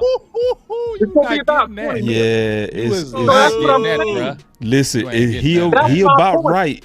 I'm looking at it. He right Yeah, because but they're gonna that's look my at the point. that tag He ain't getting that though. is the average getting of that, the though. top 5. That Dallas The not going. It's gonna be exclusive about 20 tag. million. 1, 2, 3, 4, 5. Yep. They not going. Stephen Jones is not going to do that. He ain't getting tagged. That Baby man gonna hit Nuts the is not- market. Baby Nuts is not tagging him. Yeah, he hitting the market, fellas. It's not what you deserve. It's not. Look, it's not what you deserve, guys. That's what I'm telling y'all about this. You're This right. is why I'm it's so not hating on complex. that. I'm not hating on It's the what player the getting that market money. dictates. It's I what the want him to get market his bag, dictates. though. That's what I'm saying. Yeah. Yeah, it's what the market So- dictates, but also it's another layer to this. He's also not in the top tiers of defensive ends, right? He's almost considered a defensive end too. That's where Montez Sweat is. That's where his market is. You know what I mean? Oh, wow. It's almost like a receiver 1 and a receiver 2. You know what I'm saying? But you know what, boss? Check this out. With the threat of Micah Parsons being able to rush the passer, We got would it make it leverage. easier. Yeah, Would it make it we easier got for them to leverage. say, we got Micah Parsons with Exactly. the passer, and we can draft somebody else so you can walk. Yeah, Dallas That's got what they're gonna come at leverage. him. Dallas can got sit all back the like, leverage. bruh. For real. Yeah, but that compromise. Listen. Well, go ahead. You right. You compromised linebacker. I'm with you, Law. Compromise Yeah, linebacker though. You Yeah, right. yeah, that right, that will you put a strain on us to have to get it right in the draft or free agency. And you know what we go do, Law? You know the first thing we go do, we go take the pressure right off of us by getting a quality linebacker out of free agency, which then go take the pressure of having to get his contract right. How But much let me space answer the do we question have? for the Go ahead. Our space looking Oh, bad. just real quick. I'm gonna answer the question for the lunatic real quick because that's my man. So 77, you're not gonna cut him at this point. You do need to draft a tackle high in the draft to give you the ability to slide somebody else in that can play the left tackle position and groom them for when you need to let him go, which is probably after this next season, okay? Because he's gonna miss 4, 5, 6 games again. And when he's not there, you need a quality option. I think you draft somebody for this. I think that you slide Lyle Collins to the left guard position. I think that you let you let Connor McGovern probably be a backup. And if Collins is not performing well, then yeah, you go ahead and put him there. But because of the money you committed and that you showed that he is a favorite, you're going to put Lyle Collins there. I think that Batty asked if you can replace him with anybody in the draft, or you can let him battle potentially with Faranuk or Connor McGovern. If he can play center or hike the ball, which I'm not sure about that now, then that happens. I think that Zach Martin is on his last year or two of playing good football. You don't replace him this year, but you got to look at a backup and a perennial replacement for him next year, and you start still at right tackle. What about Josh Ball? Don't forget about him, by the way. Yeah, he was Josh a guy. Ball is a And guy I heard that he's can got get some improved. talent. Huh? Say again. What y'all said? Y'all talked at the same time. What happened? I said he got to come in and prove it. I think he has potential. He had the ability to have a first-round grade, but because of problems, he didn't. He's a guy that you're looking for to come in and prove it. Okay. Now with the Tyron Smith deal, I definitely say you go high at a left tackle because I looked at Smith's contract. He's 31. Around another couple years is when they can cut him and move on from him, and it doesn't hurt the cap like they say. So if you get that really strong left tackle now you can do that grooming. You know what I'm saying? Between that can be that year buffer. You can probably let Smith start it out, see how it goes, and if he falters, then we go ahead and got the guy that we can move on. Just like you said, OC. I think the plan with McGovern, you just said with Zach Martin, maybe got a couple more years. I think Connor McGovern is a better right tackle. Better right guard than left guard. He played better at right guard than left guard. They had him at that backup position when Lyle Collins came back, and y'all were talking about look at the depth chart. They had Lyle Collins as a backup left guard, and they had Connor McGovern as the backup center and the backup right guard. So to me, if they really like Connor McGovern, they kept him away from trade. I say that you really insert that Lyle Collins thing or draft somebody. Like you said, fight that Connor McGovern. I want to see Connor McGovern maybe at the center or the right guard. Because there you have the stoutness that you don't have with Beatis. You have stoutness with McGovern. And I say look at that because you need that stoutness at the point of attack. And also you got a potential maybe right guard because he played well at right guard and they said he was a better right guard than left guard. And if you see Zach Martin, who's 31 years old now, a couple more years he may not be that guy. Connor McGovern will still be young. You can maybe throw out small deals for him and kind of be able to figure out if he can be your starting center or starting right guard in the future. I think you need to figure that out in this offseason and really push him to the forefront. Law, I want to ask you a question because I know we had a final word at walk-ons and you said it was too early to have a discussion on Tyron Smith. Do you think it's time to have a discussion? It's about time, and I would like to say this, man. I apologize to the OC, man, because I said I didn't want your future, and I believe you was on the money too, Boss Cowboy. So yeah, it's about time to have that discussion. It's about time. And my guy Jay Form, appreciate you, man. He said that the team cap space is $13 million. And they can definitely free up some cash. To answer the lunatic question on the offensive line. See, because I think a little bit Tyron Smith might be getting a bad hit. Because I got to look at some film. I'm being all the way honest. I want to look at the film before his injury and then after his injury. I think that's the fairest way to grade him, right? Just like we did Zeke, and we did that on the final word. Because everybody looking at this playoff performance, and they're like, oh, he's done. I'm like, well, I think what 13 million. Oh, I'm sorry, man. I apologize. I'm sorry to cut you off. It's You a good? negative 13 million. Yeah, we go free up some. Yeah, Oh, they're gonna free up some money. they go free up some money. But then, see, because this is what I think happened. To be all the way honest, see, we all know because we all play football. It's an offensive line room, right? So in that room, those guys are together every day. So you used to thinking Lyell's gonna be the right tackle, I'm gonna be the left. But then you get this new guy who come in and he playing some damn good right tackle, right? And you see it get hot on your guy, your friend Lyell, right? You hear the media, you hear a lot of people calling for Steele to start. So instead of you being able to kick back and get healthy, you rush yourself to play when you're really not ready to play. You see what I'm saying? Because Steele was getting better and better and better. And you saw your homie almost lose his job. So I'm gonna have T. Smith back to where I'm kind of in the middle. I'm kind of like Law and the OC. I'm right there in the middle. I think we need to talk about it, but I don't think we need to panic. I'm right there in the middle. I want to really study him when he was healthy. But me remembering how he looked when he was healthy, I could see him wearing down. I could see that age on him. Just keeping it 100. You saw it in man, that I'ma game, tell and you. you saw in that game against San Francisco. True. Fact. Now, y'all not gonna come. You ain't see that. Y'all saw Oh that. God, yes. You see, right? You saw that, Look, right? listen, man. Look, guys. I played the position, man. I played in college. I played a little bit after, man. I was in camp with a couple NFL teams. Played in the AFL. Look, I'm gonna tell y'all something, man. When you age as an offensive tackle, bro, in terms of not natural biological age, I'm talking about football years. You age fast, bro. When you hit a wall, I'm telling you, you only got so many good games in your body. I am telling you, and for everybody, it's different. And Tyron Smith has had a fantastic career. He is nearing the end of the amount of good games he got left in his body. And it's going to be a travesty to watch him play where he is not who he really is, who he was at the top of his game, who he was as an all-decade type player. It will be a travesty. And I'm saying it out of respect and out of love for him and the art of playing offensive line. It will be a travesty to wait until he's at the end and you can just clearly see he's like a Bob Whitfield. If you guys remember him, who played for the Atlanta Falcons, who he just had nothing left in the tank and he got beat for 5 seconds in the game.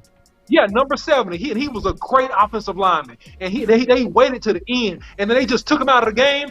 He got cut at the end of the year, and he didn't play football again because he even shook his head on the sideline. I'll never forget this Atlanta game, and he was just like, "I ain't got nothing left." He said that to his coach on the sideline. He said, "I ain't got nothing left," and you could see his mouth. He was like, "That's it. That's all I got." And I'm telling you, out of respect and the greatness of his career, that man, respectfully, he's coming to the end of what he got in terms of good games. And so make preparations now. I think he got another year of really good games left, but I think he's going to get injured because he just got too much wear and tear on that body, man. And I'm sorry. That's how I see it. What about this guy like Andrew Whitworth as an offensive lineman? How is he able to do that? Yeah. You know, did he take a year Good off? question, Law. Hold on real quick. Let me get Law perfect. He didn't have back injury. God damn. Perfect. That's a good question, Law. Good one. Andre Whitworth is an anomaly in the sense that he's an anomaly, man. Everybody's body is different. He lives in LA, and I also think he does a lot of like exotic like stretching in the off season, which helps preserve his body, right? Like yoga and things like that. It seems weird and it doesn't seem masculine, right? It doesn't seem masculine, but man, when you're trying to preserve your hips and your knees, man, that hot yoga doing stuff like that, it preserves your body. Yoga flame. I say nothing wrong with no down with Yoga dog. fire. Yoga flame. So You down with dog? No. Down with dog style. Ain't nothing wrong with down with dog. hey, so he's an anomaly. He's an anomaly, Law. He's a special dude. Oh, he's a special dude. Yeah, okay. Can we talk about two more players before we end this? Yeah. Yeah, I want to say one Real more quick. thing real quick about Tyron Smith. I think we do need to do a film session by next week. Okay. I have the film session, and we'll be able to break that down. Yep, let's go. And I'm ready. I'm ready now, boss. We could do it today because I don't watch about. Now I'm gonna 13 do. again. We go bring the film to the final word, and we go all look at before the injury, after the injury, and we go talk real about it, just true about it. Right. What was you saying, Big? We got a super chat too. Appreciate the super chat. Skip, say less. I was just gonna say, just real quick, a couple of players that I just, a lot of people have been talking about Trevon Diggs. I want to get y'all feelings on Trevon Diggs. Ooh. Just as it correlates, what's your thoughts on him? He had the 11 interceptions. A lot of people been going back and forth the yardage, this and that. I mean, had over 20 pass defense. What's your thoughts about him and just that performance? I just want to tell you my quick thoughts about it. Woo. Once again, we had George Teague on the show, and we talked about things about him that he needed to get better. We love what Trevon Diggs do, the in-net ability to be able to see that ball in the air and track it. And be able to turn your body and look at it. That's a lot of people can't do that. But one of the things that was bothering me and George, when me and you talked about it too, boss, was that he doesn't get close to the line of scrimmage, and he won't press, and a lot of time he trails. And boss, you played that position. I know you played at a high level. One of the things about him, he rounds out those routes. You know how the receivers know how they can get him to round out his routes, and so that's when you can get that cushion where you're getting 10, 11 yards of extra yardage on him. And his tackling is really suspect, man. Did you see a couple of those tackles? Yeah. Don't remind me of Debo. Where he threw his shoulder just right into him. We had already been talking about his tackling. Yeah. People got mad at me when I said, "Oh, y'all saying this about Diggs now?" And I'm like, "Bro, I said he got the highest missed tackle percentage on the team all year." And I said he's got to tackle. Did we talk about on the show? I said those cornerbacks got to hold those edges and they got to tackle. And too many times I'm seeing him coming with the shoulder and not wrapping up. And I'm like, y'all get better now. I'm just asking what's your thoughts on Trevon Diggs. Man, this is my thoughts on him. I think he's amazing. First team All-Pro. I love it, But there's certain receivers that he should not cover. He just shouldn't ever cover. And those are the quick twitch, speedy guys. Look, I don't care what happened, but Brandon Ayuk. That's his first name, right, Brandon? Oh, my goodness. Y'all see how he cut it? You can. I said, Lord, there go my guy Diggs. He said, at the top of the route, he hit him on the middle of the field, and he caught him, and he squeezed up top, and I said, man, Ayuk is killing him. And then on the other play, when he hit him with the double move, it's just that Jimmy Garoppolo was trying to throw it to the man on the moon, juxtaposed to Brandon Ayuk. I said, oh, thank God, because that would have made highlights for years. So my thing is, it's like this with Diggs. He can cover those receivers like a what's the Allen kid for the Chargers? Keenan Allen. He can cover those guys.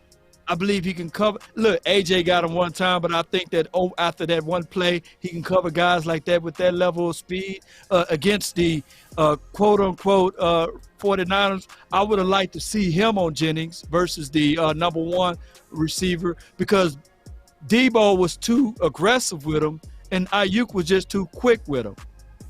So I just look at it like there's certain calibers of receivers he can cover, and he can blanket them. He does a wonderful job with that.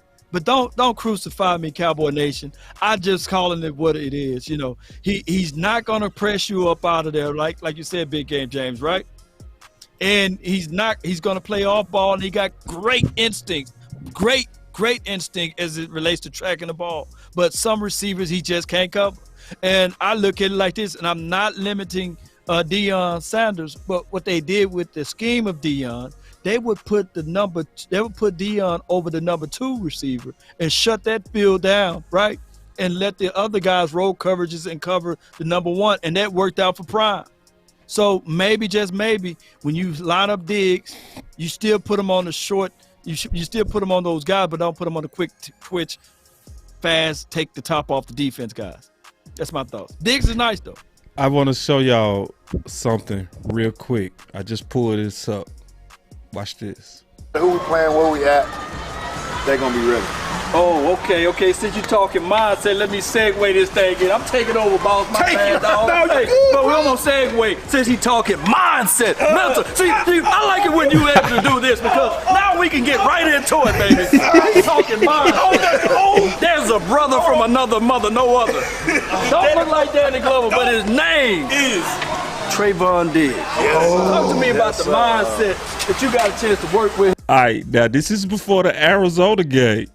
Yo, see, I'm crunk, baby. I'm with a legend right here, baby. I'm crunk with it. I had a little bit of time to spend with the Cowboys doing the OTAs. Yeah. One of the things I saw about my man Diggs was he had that mindset to talk about. So he was actually got beat a couple times in practice or whatnot. I went over to him and started trying to speak to him because I could tell his mind was not in the right spot. But he kind of checked me real quick because he was like, no, I'm not real good with getting beat. I'm not real good. I don't care who it is or how much money they're making or whatnot. My standards are better than that. And I knew at that point that, hey man, this guy got a chance to be able to do something great. And we're seeing that now, right now. He does stuff better than anybody else, playing the ball. His technique ain't all the way. It ain't as good. That's why I played this, big. This is why I played this. He ain't gonna run away from that. Exactly. And see, we was all keeping it real. Watch this. It ain't as good as it can be. It can be, right. He ain't even. And secondary people see that. Like, just to be honest, it's some technical things that eyes and discipline, little stuff. It's not a lot of big stuff, but it's the little stuff. And sometimes a little bit of loafing too, if we just being all the way honest. Every now and then. Yeah. You heard me say a little bit of loafing. We saw that. We saw that on that play. He got beat. Yep. Right? He was loafing and he He got up was on him loafing, and he was bro. Like, oh, oops. He was like, oops. But hey, he see, covered, people tried to act like I was hating. He covered him well across the hook, though. He covered him well across the deep He did. crosser. No, he did. He did. But I was just being honest by saying occasionally, and we just being honest, like on because he's a year two corner. So he go get better, which is crazy. Yes. Right. You know, Big Game James, we had this talk in the offseason. He put him at his breakout player. I said, and he was right, because he sure enough broke out. I said year 3 would be likely because most corners get better by year 3. He just broke out year 2, but he still got some year 2 issues.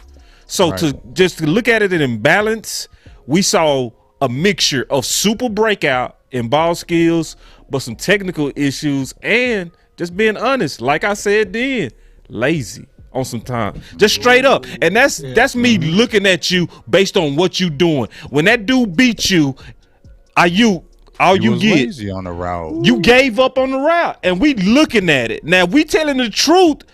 I'm gonna say what I saw. If I'm gonna kiss his ass, I'm gonna act like he ain't do that. Like, no, bro, you gave up on that play, dog. We can't do that. We can't do that. You can't lie to kick it. You know, that's what he said. Right. You can't lie to kick it, baby. Gotta tell the truth. Get mad at you because you say something. It's like the golden boys of the team. Like, if you say us one thing about Michael Parsons right now, everybody gonna cut your head off. Everybody gonna jump you from the Cowboys community. They're gonna beat you up. You can't say nothing bad about Michael Parsons right now. He's the golden child. Because let's tell the truth, Michael Parsons got another gear. Yeah, he still got to get better too. He got a whole nother gear he can hit. He still got See, when they great, big, they don't coach them. Right. When they great, you see who the person that can actually go to Michael Parsons and tell the truth. Who the person that can go to Diggs and not suck their balls and tell the truth and say, yeah, you sucking up to him. Sometimes you need to be honest with your homies. You got to say, bro, play like you played your rookie year. Because the difference between Diggs this year and Diggs' rookie year, Diggs didn't quit on no play as a rookie, right? Yep. When he made that play on DK Metcalf, he made that play because he didn't quit. Yep. And see, and we just gotta tell the truth, like, bro, you good, but there's also a whole nother level in you where you can even be better. Don't rest on that. Push yourself. Yeah, don't rest push on yourself. what you just did. continue to do the small things. The small because things. That's what's going to make you great. Right. Yeah, we see all the interceptions, but like we've been talking about, if you getting that technique down even better, because we've been harping on getting that technique down, getting better at tackling. Yeah. Dog, when people are saying you elite now, like you said, boss, year 3, if you get those things down in year 3, oh my man. God. Now we're talking about super lockdown, because Super this guy lockdown. can do whatever. Now that's when the teams say, I ain't throwing that way, because guess what? He ain't just gambling. He got every phase of the game down. So now I ain't gonna just be throwing Diggs' way, because I don't care what anybody said. Look at his targets. Teams didn't run away from Trevon Diggs targeting him. That's just the truth. Wait. Yup. And hey, and just to say this one thing, just to pivot just a little bit, the same could be said with number 4. Facts. I just think he had to grow. Doug Nussmeier, oh yes, and Kellen Moore. I didn't see no chastisement. I didn't see why the heck you throw the ball away. I didn't see 1, 2, 3, get the ball out. I didn't see that coaching on the sidelines or that communication. I used to see even when Troy, when he messed up, you see the phone call. He had to go pick up the phone and say, "Hey man, what's going on?" And I know that was because the offensive coordinator was in the box at the time. But what I'm trying to say is, Cowboy Nation, tell him, Law. No, it wasn't scared to tell those boys that. And you can't be in a situation whereas you're not getting chin checked while the game is going on. That's all I'm saying. I had to touch it a little bit. So all of the Dak Prescott apologists, don't come after me. I'm not hating on Dak. These are just the same thing with what we said about Trevon Diggs.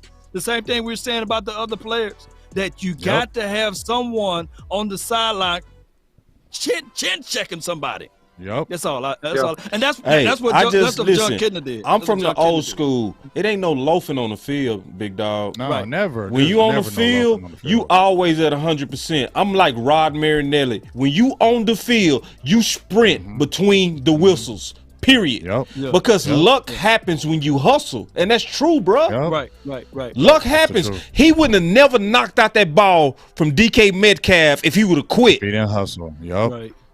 So it's like, nah, bro, like, and we just can't be, and I know we not, but what I'm hoping is not around them is a bunch of sycophants. You know, people that like to suck up to you.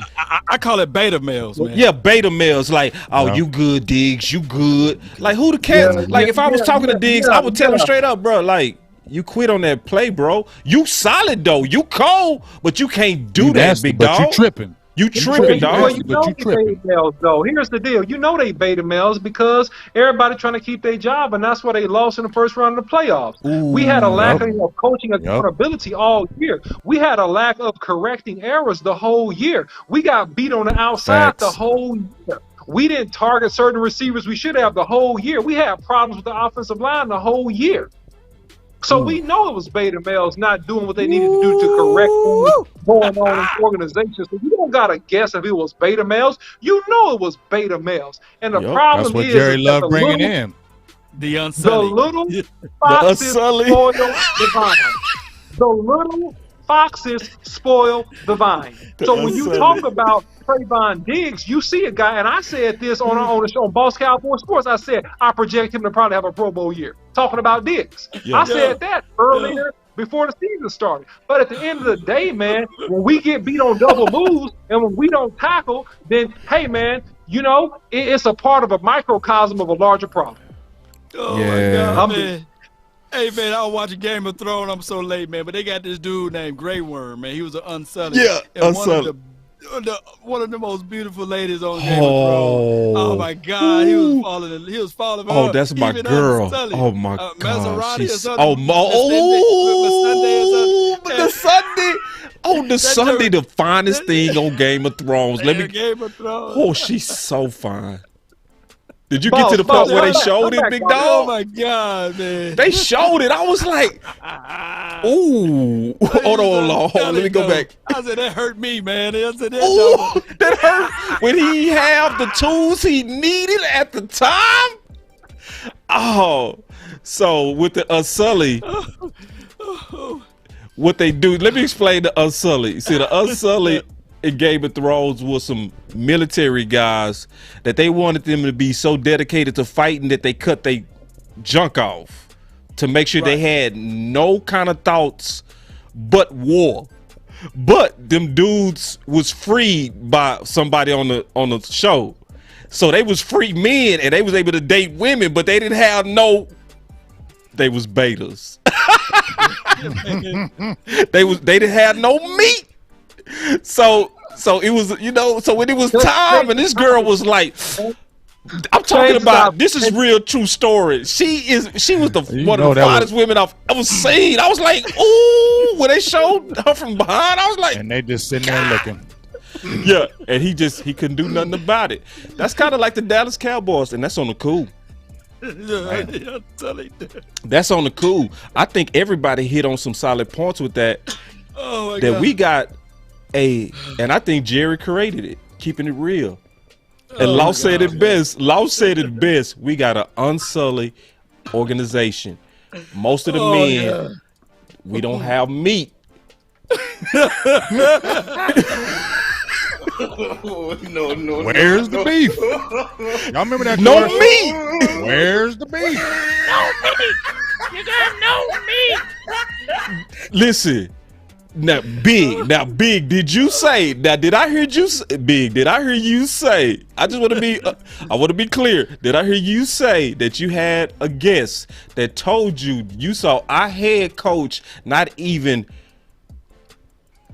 talking? Say one damn word in the meetings.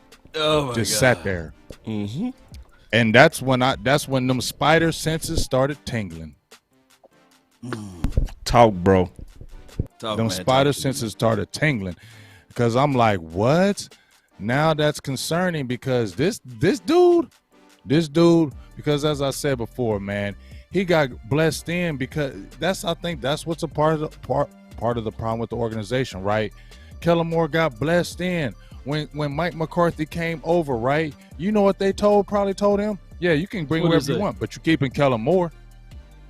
That right there messed it all up. Because they was like, that's our boy Wonder. That's our boy Wonder. Yeah, so you ain't really the man here because you can't bring in your whole staff. You can only have who we say. Yeah. Emasculate. Yep. So final words. Failure, and guess what? Go ahead. I'm just hoping that he doesn't become the lame duck coach next year. Because if you looked at Mike McCarthy's record in his first 3 years when he became a head coach, I know there was a changeover from Brett Favre to Aaron Rodgers, but he was 8-8. They had the 13-3 season. Then they had the big disappointment, and then they fell off the next year. So I hope that doesn't happen and he becomes a lame duck coach and Dallas suffers because of it. Listen, one of the things I'm going to say before we get in the final word, this is the benefit of having independent podcasters right here. Yeah. Straight up. This is the benefit because we can say what others can't say, bro. That's just straight up. Yeah, you know what I'm saying? That's real. Yeah. Straight and see, business. the people that's really trying to sound their alarm is us. It's a lot of fake alarms going on, a lot of fake solutions, but ain't nobody talking about the core like us. Yeah, because even before we start talking about alarms, they got the beeps. Right. Because a lot of people they go start talking about X's and O's. We need to do this. We need to draft this. It's draft season. Oh, I can't wait to draft season. I'm gonna be going hard on fuck this draft stuff, man. Excuse me. Forgive me for cursing. Oh yeah, we did. You did just cuss. My bad, did y'all. say Forgive you said the F word. My bad. You said it. Sorry, You y'all. said it, man. Forgive me. You said But listen, man. shame. Shame. Sorry about that too. I really try to be professional. I really apologize. You are very professional, boss. Don't be listening to nobody out there. You very professional. Thank you, brother. Thank you, brother. You're a good guy, man. You're a good guy. Thank you, brother. He good. That man. Before we get into the X's and O's and all that kind of stuff, we do got to talk about the culture. You know what I'm saying? Because they snuck us. They did, bro. We really did. I swear to God, we really did. Thought we was really try to thinking. give him props. We was thinking, oh, Jason Garrett is gone. Start the celebration. The whole time we were celebrating Jason Garrett. Right. The whole time the OC said it. They snuck a freaking Trojan horse, bro. Man, got us again. Got us again. So sneaking out at night. Yes. And that's why I tell everybody, I don't care where you watching. Some of y'all watching on Big Game James channel. A lot of y'all watching on Law. A lot of y'all watching on Boss Cowboy Sports. I don't care where you watching us. Share it. Sharing is caring. Share it. Because see, y'all know we telling the truth, and y'all know most don't talk like this. You ain't hearing this. Share. But being honest, you don't hear this, bro. You don't. Not this real. Nah. It's real over here, man. Yeah, it's real. We can just tell the truth. This is keeping it straight OC just made up a whole new damn segment here today. Straight business. And I'm buying a shirt. I'm getting a t-shirt. Let me get all y'all shirts. It's going to say hashtag straight business. Yeah, we going to make I need to have it before I go to Oxnard. So when I go to Oxnard, when they see Law Nation, they see the beard. Business. You know what I'm saying? They see the hat on. They're going to say straight business with the beard, with the shirt that say one way or another. I need that because I'm going to go out there. It's going to be straight business. Hey, I hope I can get it out there so I can go to the Senior Bowl. Straight business. I got you, bro. I got you. I'm getting them made. I'm going to start working on them tomorrow. Really? Because at the end of the day, this is my final word, man. You got to decide, okay? And I'll just get into the final word. This is mine. You got to decide, man. Do you want to be popular, all right, or do you want to win championships? You got to decide. Do you want your pride, or do you want victory, right? And so the Bible says that pride comes before the fall, and that if you humble yourself, the Lord will raise you up. And so since we had Jimmy Johnson in the building, our ownership has neglected to truly humble themselves. And it's cost this organization 26 plus long, hard years of no playoff success. And so if you humble yourself under the mighty hand of God, he will raise you up at the appropriate time. So if you want to win, stop trying to deceive. Stop trying to manipulate the masses. Stop trying to control what you shouldn't control. Be what you are. Be great businessmen. Be great founders. Don't be GMs. Don't try to control what should be in the hands of another man. And that is my final word. Cowboy Nation, all off season, follow Law Nation, like, share, subscribe. Follow Big Game James, like, share, and subscribe. Follow Boss Cowboy Sports, like, share, and subscribe. Hashtag straight business. Yeah.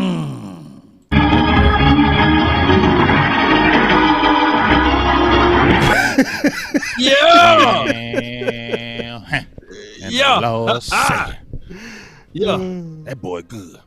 I'm gonna get my final word out right quick. It ain't gonna be long, man. It's just bouncing off the OC. You know, I've been saying this, Jerry.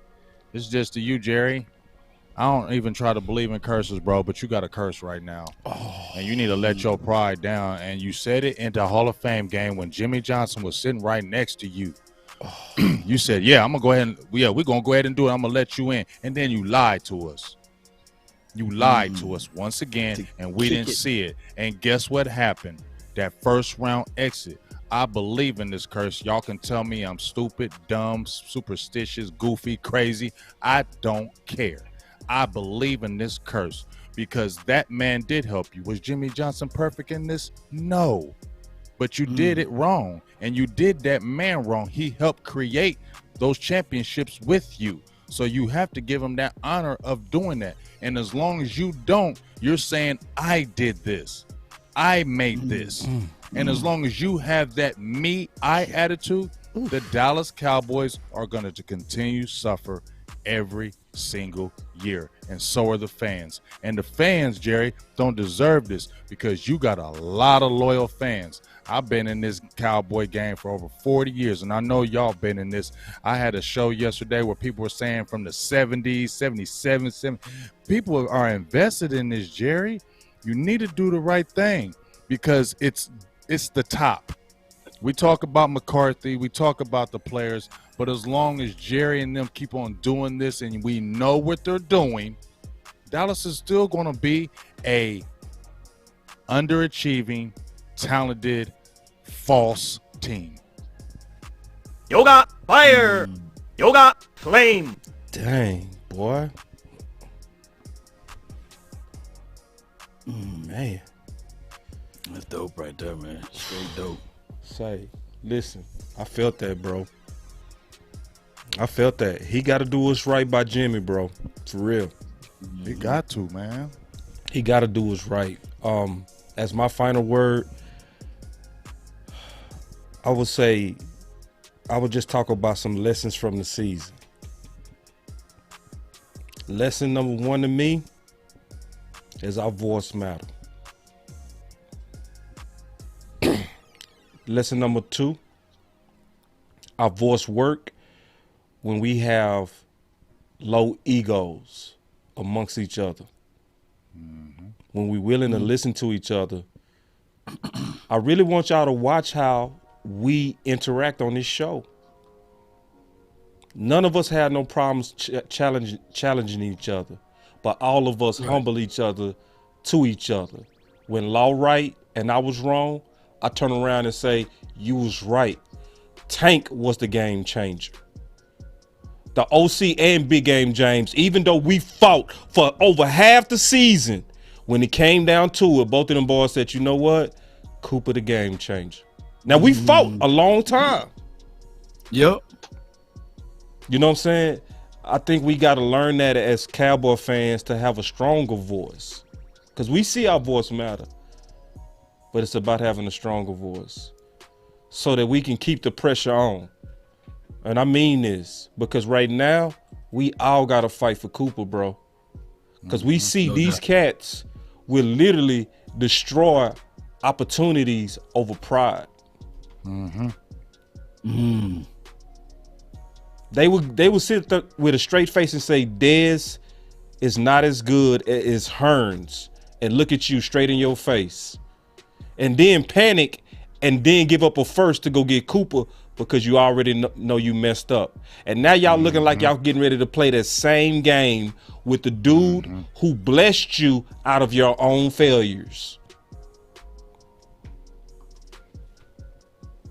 So as a nation, my final word, let's first get rid of our pride, even before we talk about Jerry's pride. Watch how we get down on this final word. Do you see anybody on this final word ever tripping on being wrong? Anybody? Nope.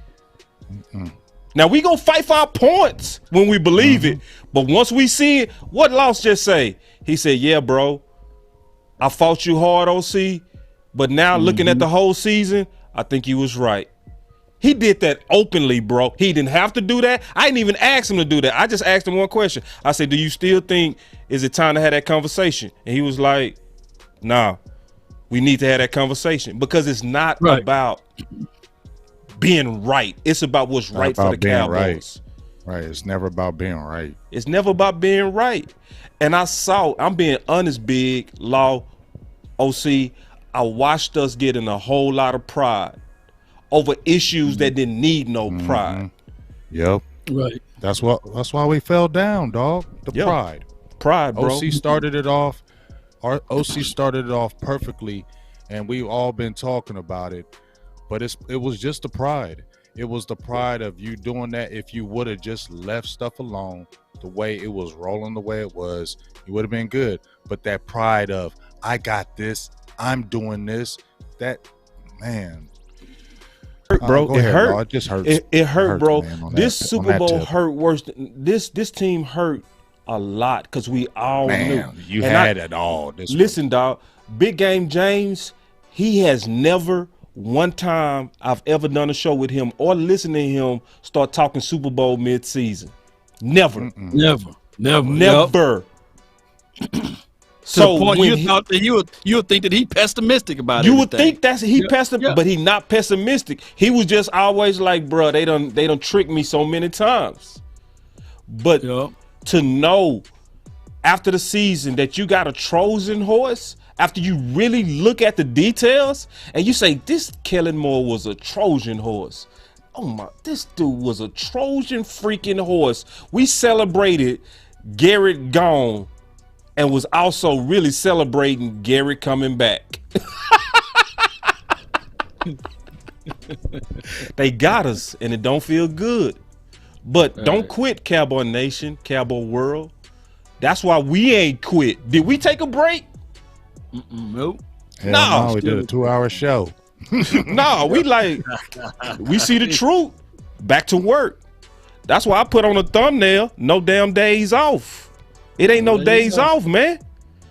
No days off. Yeah, we took an L. Back to the lab. Y'all see what that thumbnail mean now? Yeah, we took a L. Back to the lab. And the lab is what we're talking about today. Solutions to fix this. Pray that Kellen Moore get a job. And that Trojan horse is gone. I'm serious. Interview well, please. I'm serious. Tell them, Law. Tell them to interview well. For real. Interview well. I take it all with you. You know, sometimes when you watch Game of Thrones and you see when they conquer a city, they make sure they burn it down to the ground. They leave nothing that was already there because it's time to start over. It's time to bring in our philosophy, our thoughts, you know, the way we operate. And that's just not the Game of Thrones. I'm just pointing that out. That's how everything works when you conquer something, you know. But neither here nor there, the remnants of Jason Garrett is still here. Yeah, it is. And I'm not saying that, hey, that is the reason why. But dog it, we can look at this defense and we don't have no impressions left of Papa Rod Marinelli nor Mike Nolan. Everything that you see right now is the fingerprint of Dan Quinn because he came in with his philosophy. He put on his hands on those guys and he put his helmet on and his shoulder pads like he was the player, right? But now, when we look into this offense, we still see shades of Jason Garrett everywhere. Even the thought track, the interviews, even everything, we are still seeing the same. Now, there's this thing that I have with ego, which I break it down as edging God out. When you have that big ego, you feel like, hey, these are the things that I can do. I'm right. I'm not wrong. Like the storyline that we read before many of years ago, Nebuchadnezzar, he stood out and said, I'm the ruler. Yeah, he did. This is what I've done. He stepped out and looked over everything that he owned. And the Almighty had to strike him down until he grew fangs and fur and feathers and everything else and ran off into the wilderness. But he stood there so long because he was so stubborn and he refused to say, hey, you know what? I didn't do this by myself. And that's Jerry Jones. Because all it takes for you guys to just listen to the way Troy Aikman, Emmitt Smith, the playmaker Michael Irvin, on how they give Jimmy Johnson all of the graces.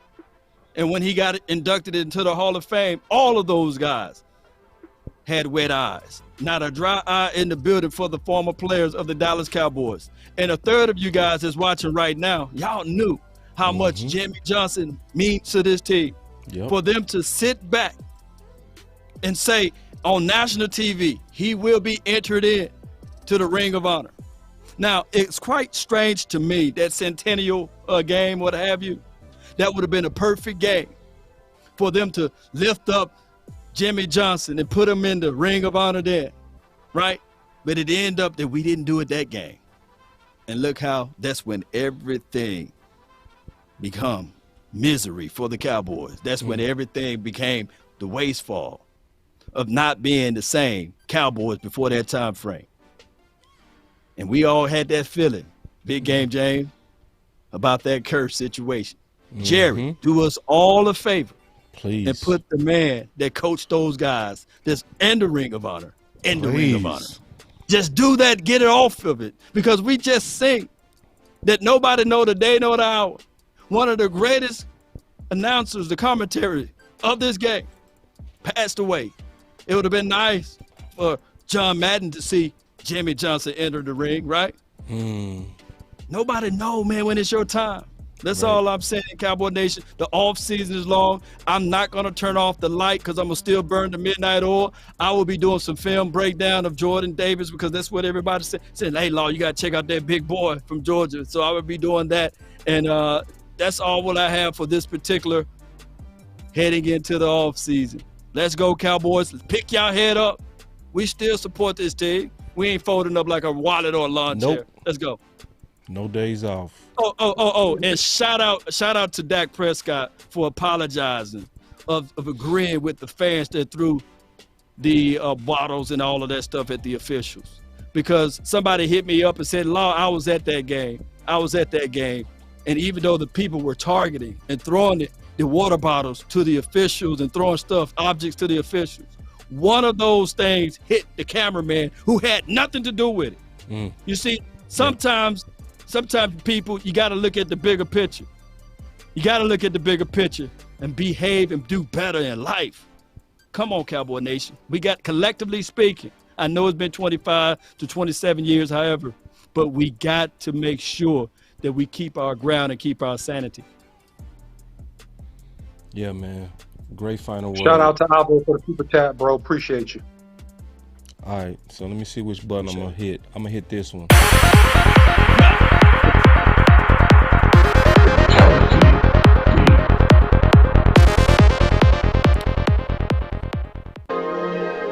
All right, we got us a 5 question as we getting out of here. He said, "You all do the combined show often?" Yes. Once a week, every Tuesday. We'll see you there. Yep.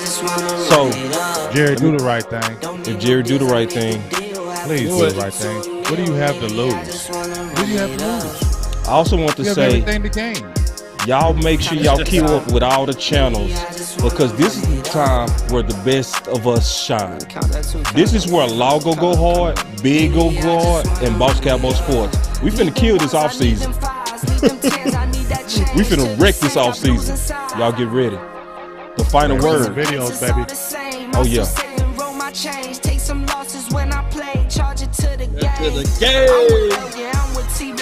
I can sing it now. Y'all made me feel better. You have to get it off your chest, big dog. Yeah, I had to get it off my chest. I feel better now. I can probably sing it a little bit. Yeah. I experiment. You just rock what's on the shelf and I'm not feeling it.